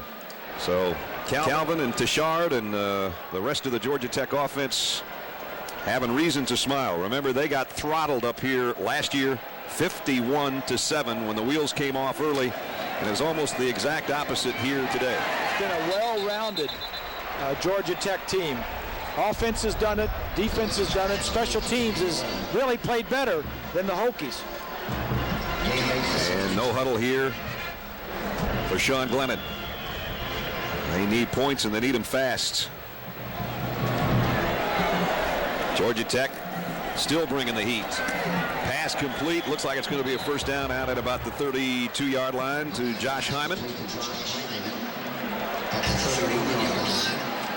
Time running out. See, that clock doesn't start until that umpire gets out of there, and that, you know, just as soon as he steps out, bang, like that, snap the ball. Here comes Wheeler again. Glennon got rid of it, and in and out of the hands of David Clowney. Let's get another update. Nope, we're going to keep it right here. Reminder, though, for you, time permitting, you can stay tuned for the Thrifty Car Rental Report featuring scores and highlights. John and Craig and Doug will be in New York, bring you up to date on everything that happened around the country today. Rice a winner over Army as you look at some of the scores being posted on the screen. on second down and 10. Here comes the pressure. K. Michael Hall with a hit. And they're going to say it was an incomplete pass this time. But Hall, who forced a fumble earlier, almost had another one. I want to say a shout out to all our troops overseas, and especially a big Virginia Tech fan who's in Ramadi, Iraq, Corporal Ryan Brinkmeyer of the Marine Corps over there. Ryan, we ran into your dad the other night. He wanted to tell you he loves you, and hey, I'm sure your team's not playing better we're today. sorry we were bringing you this news about Virginia Tech, but Glennon going deep, and it is caught, almost intercepted, and caught for a first down out at the 48-yard line. David Clowney just took that away from Jamal Lewis. I thought it was going to be picked off. You talk about some great concentration. Clowney, that ball goes through. And he kept his eye on the ball the entire way and makes the catch. And don't forget, he knew he was going to take a hit. He's the guy that had the appendectomy 9 days ago. You get up midair going across the middle, you're going to get tagged. Glennon throwing wide side now. Completes it to Clowney again. He stiff arms Jamal Lewis and steps out of bounds about a yard short of the first down. Georgia Tech defensively just playing loose, playing a deep zone, not letting anybody get behind them, force them to use time to move down the field. But the pressure came earlier in the ball game, and it's been pressure all day. And John Tenuta's defense, he admits to us, about 80% of the time, I got 5 guys coming. So they blitz on almost every down. They're coming with an extra guy here. Pump fake now, going deep in the middle, and incomplete. Either pass interference or holding in the Georgia Tech secondary. Josh Hyman was down there in the middle of the field. Josh Hyman couldn't get away. I think DJ Jones had him like tangled up, wasn't it? Yeah. It is holding, not pass interference. I thought he had him all pretty much collared. But, you know, you really got to give this kid Clowney a lot of credit. 23 to the defense. 10 yards to the previous spot. First down. Appendectomy 9 days ago. He's out there playing. Yeah. He's on a kickoff return team. He stepped in front of the one down when I was in the end zone. He stepped in front of Royal down there, took the ball on the kickoff return. I think he wanted to take a hit to see if, you know, if he's still going to feel good. First down now at the 33. Glennon running for his life again and just dumps it incomplete. There was a tight end in the vicinity. And we got another update coming up from Matt in a minute. Right now, remind you, a new series premiere of 9 Wednesday at 10/9 Central, right after the season premiere of Lost. See the show the critics are calling best new show on TV. Stars Tim Daly and Scott Wolf. 9 hostages bound together forever after a 52-hour hostage crisis. Sounds like McGuire and Greasy and I were held hostage, hooked together in this booth. But anyway, that's a new show after Lost on Wednesday night on ABC. Outside Georgia Tech. Glennon free play and a nice throw. Complete out to David Clowney. And they'll take that play and decline the penalty, but we'll get an update on Florida from Matt. Let's check it out. Matt. All right, Brad, here's a vote for the Pontiac game-changing performance of the day. Florida picked off Alabama 3 plays later. It's points. Chris Leak, Dallas Baker, 21 yards, 21-13 at the moment. To vote for your Pontiac game-changing performance, just log on to ESPN.com and type in keyword Pontiac. Don't you love how everybody in Gainesville is all over Tim Tebow, and I'm sure he'll be a great player and all of that. I think it's Chris Leak's team. It's just the nature of the business that everybody roots for the backup quarterback. Virginia Tech did decline that penalty while we were away, so they got a first down. Here's the throw to the corner to Eddie Royal. He's got it. Touchdown. Perfect throw in the corner. 21-yard touchdown. I think they have to go for 2 here. I really do. To get it to a 10-point game. And they won't.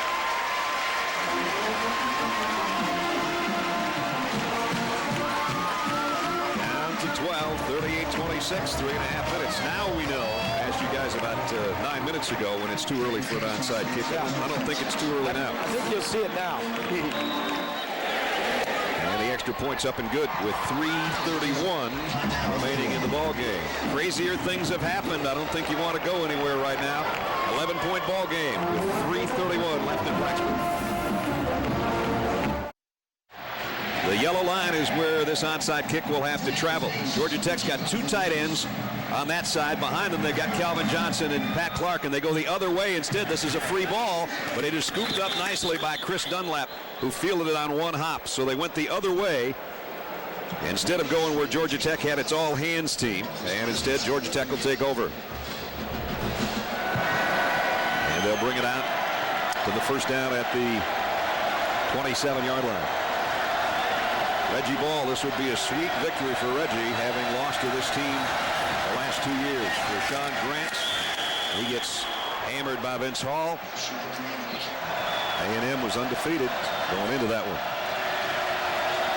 Clock working its way down to 2:40.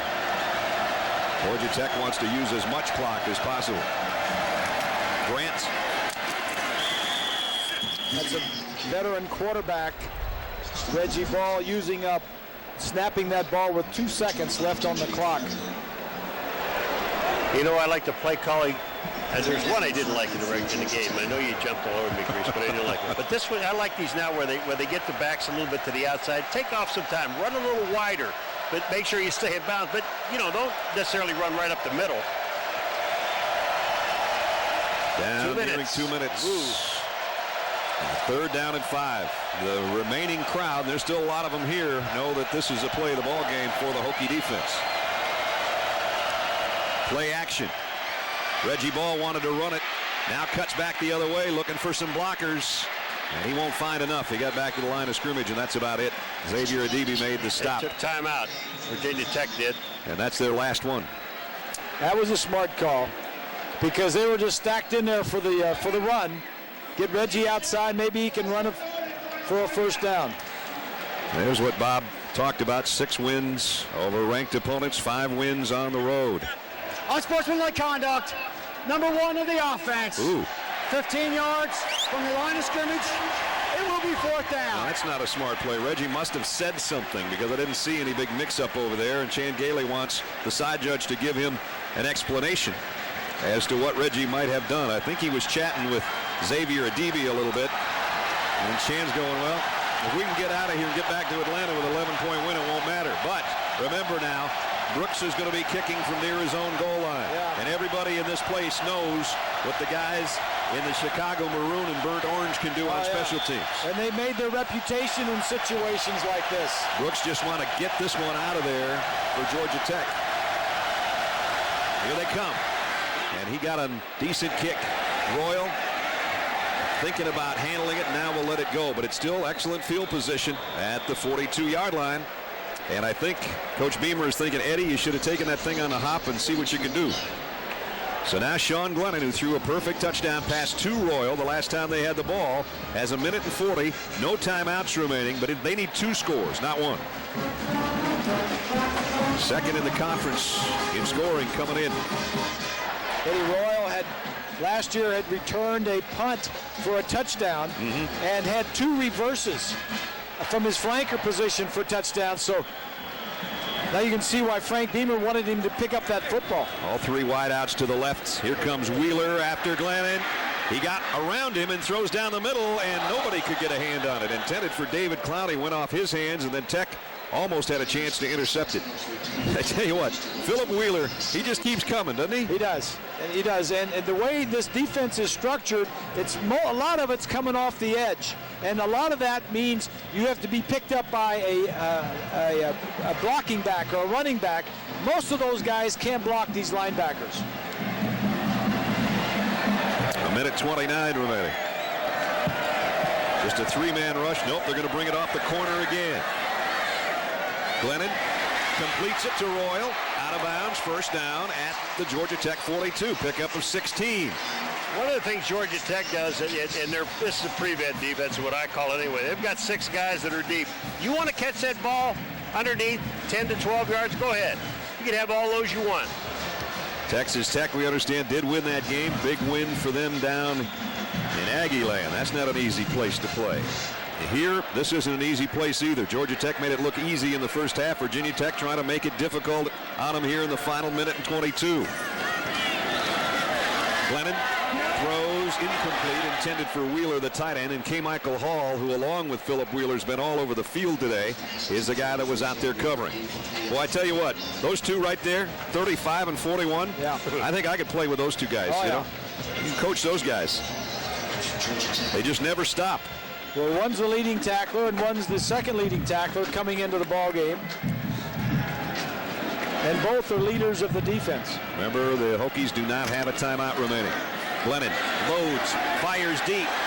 Got a man out there. Flag down. Ball is incomplete to Clowney. Kenny Scott and Jamal Lewis out there. And there's a flag at the 3-yard line.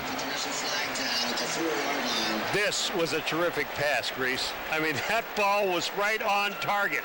Pass interference on Georgia Tech. Clowney, yeah, he hurt his ankle, it looked like. Remember, he's the guy, he's maybe holding his stomach. It might be where the stitches are. Pass interference. Number 4 of the defense. 15 yards on the line of scrimmage. Ooh. Automatic first down. I've never had an appendix thing, but isn't that what he's holding, guys? He landed right where you would think that would have come out, and he's trying to come back, and bless him for the guts he has to want to play football that badly after having surgery 9 days ago. You got to figure that's the problem, because it was the landing. He stretched out for this thing, had been interfered with, had it in his hands, and as he goes to brace himself, you're going to see he's going to land, boom, right where it counts. They kid him, his teammates, because everything he's got, he loves SpongeBob SquarePants, the cartoon guy.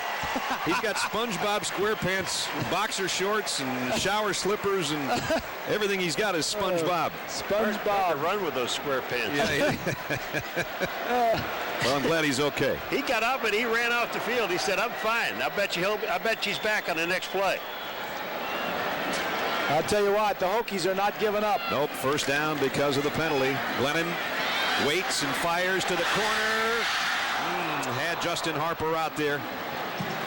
Harper took a lot of time to run that route. The quarterbacks in this against this defense that the Yellow Jackets are throwing at him, they're not going to have that much time. He had to throw before he came out of his break, and the pass was short and too far to the far side, but those are not bad numbers. And this kid, as Paul said and Bob's mentioned several times, is shaping into a pretty darn good quarterback. He's a tough kid, I'll tell you that, because he knows these guys are just teeing off and coming at him. He's standing in there and throwing the ball. He's been getting whacked all day. Throws on the run here, delivered low to Harper, and it's going to bring up 3rd down and long. A minute left at Lane Stadium, Worsham Field in Blacksburg, Virginia. Number 24, Georgia Tech, just made the top 25 after their impressive performance on ESPN on the Thursday night game a week ago. This past Thursday, moved into the number 24 spot, came in here. That's a hornet's nest. This place was going crazy at the beginning, but Georgia Tech scored 3 touchdowns in the first quarter. 2 of them, Reggie Ball to Calvin Johnson touchdown passes, silenced the crowd. Now they're trying to hang on here in the last minute. Pass complete to Royal again. And Royal's got a first down inside the 20. 11-yard pass play. I think you know what else is good? This is kind of neat because your offensive lineman, you're caught in the middle of the field, and that bunch you can hold all you want. I'm telling you, they're just pulling these guys to the ground. Robertson, number 90, went down. He complained to the official. He was tackled. Royal now over 100 yards through the air. And Harper and Hyman go up to the right side, and Royal down to the bottom of your screen on a first down from the 17. Looking for Royal. Now he's going to go the other way. Jump ball to Harper. In and out of his hands, and he's out of bounds. And Kenny Scott says he pushed off over there, and no flag on the play. Second down. He's got some poise, Bob.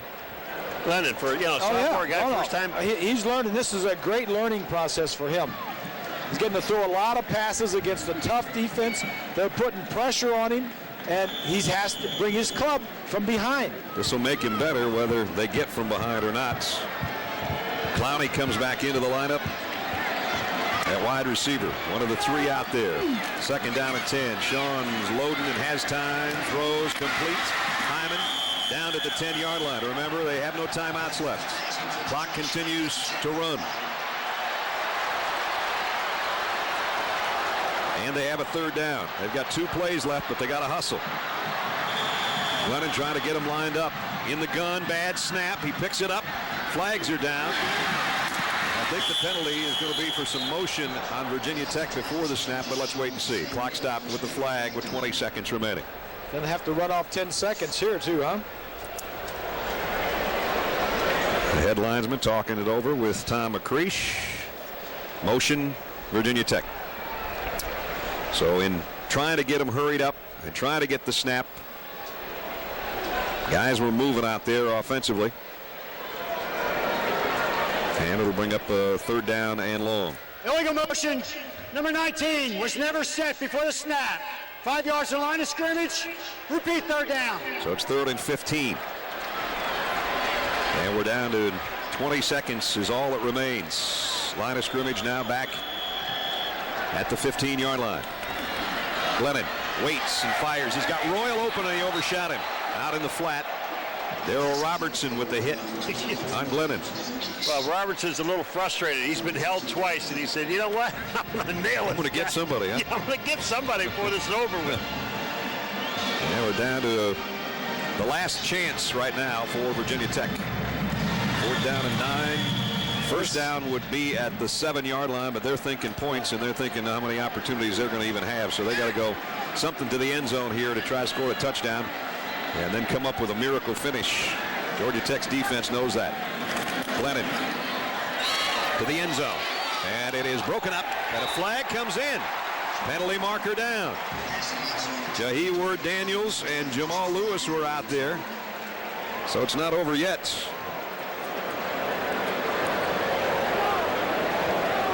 I tell you what, old Bob Greasy's a little frustrated right now. He's mad. What are you mad at? Well, I know. I just want to see if this was interference or not.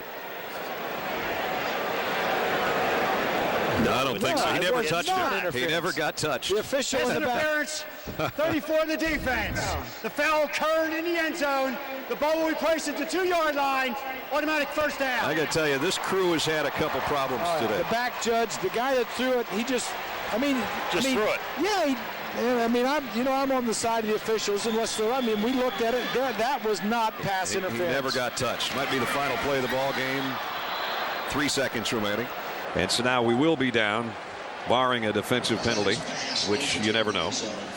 Virginia Tech will fall to 4-1, but there'll be a reversal in the Coastal top spot in the ACC because now Georgia Tech will be in the driver's seat, having beaten these guys. Of course, Georgia Tech's got Miami the last Saturday of October in Atlanta. And if Miami works its way back in, that'll be a huge ball game. They've got Clemson in 2 weeks. They got Maryland at home next week. Here's the lob. Jahi Daniels. Now that's pass interference. Well, at least they didn't call that. They must have finally realized that they did have dinner reservations before 9. It's all over. Final score 38-27. Our Chevrolet players of the game: Tashard Choice over 100 yards and a couple of touchdowns. Justin Harper went over 100 yards on 4 catches for Virginia Tech. In recognition to their efforts, Chevrolet will make a $1,000 contribution to each university's general scholarship fund. That's going to wrap it up. Reggie Ball finally beats Virginia Tech. For Bob Greasy, Paul McGuire, and Bonnie Bernstein, Brad Nessler, so long from Blacksburg. That's going to do it. 38-27. Final score. Big win for Georgia Tech on the road over a top 15 team.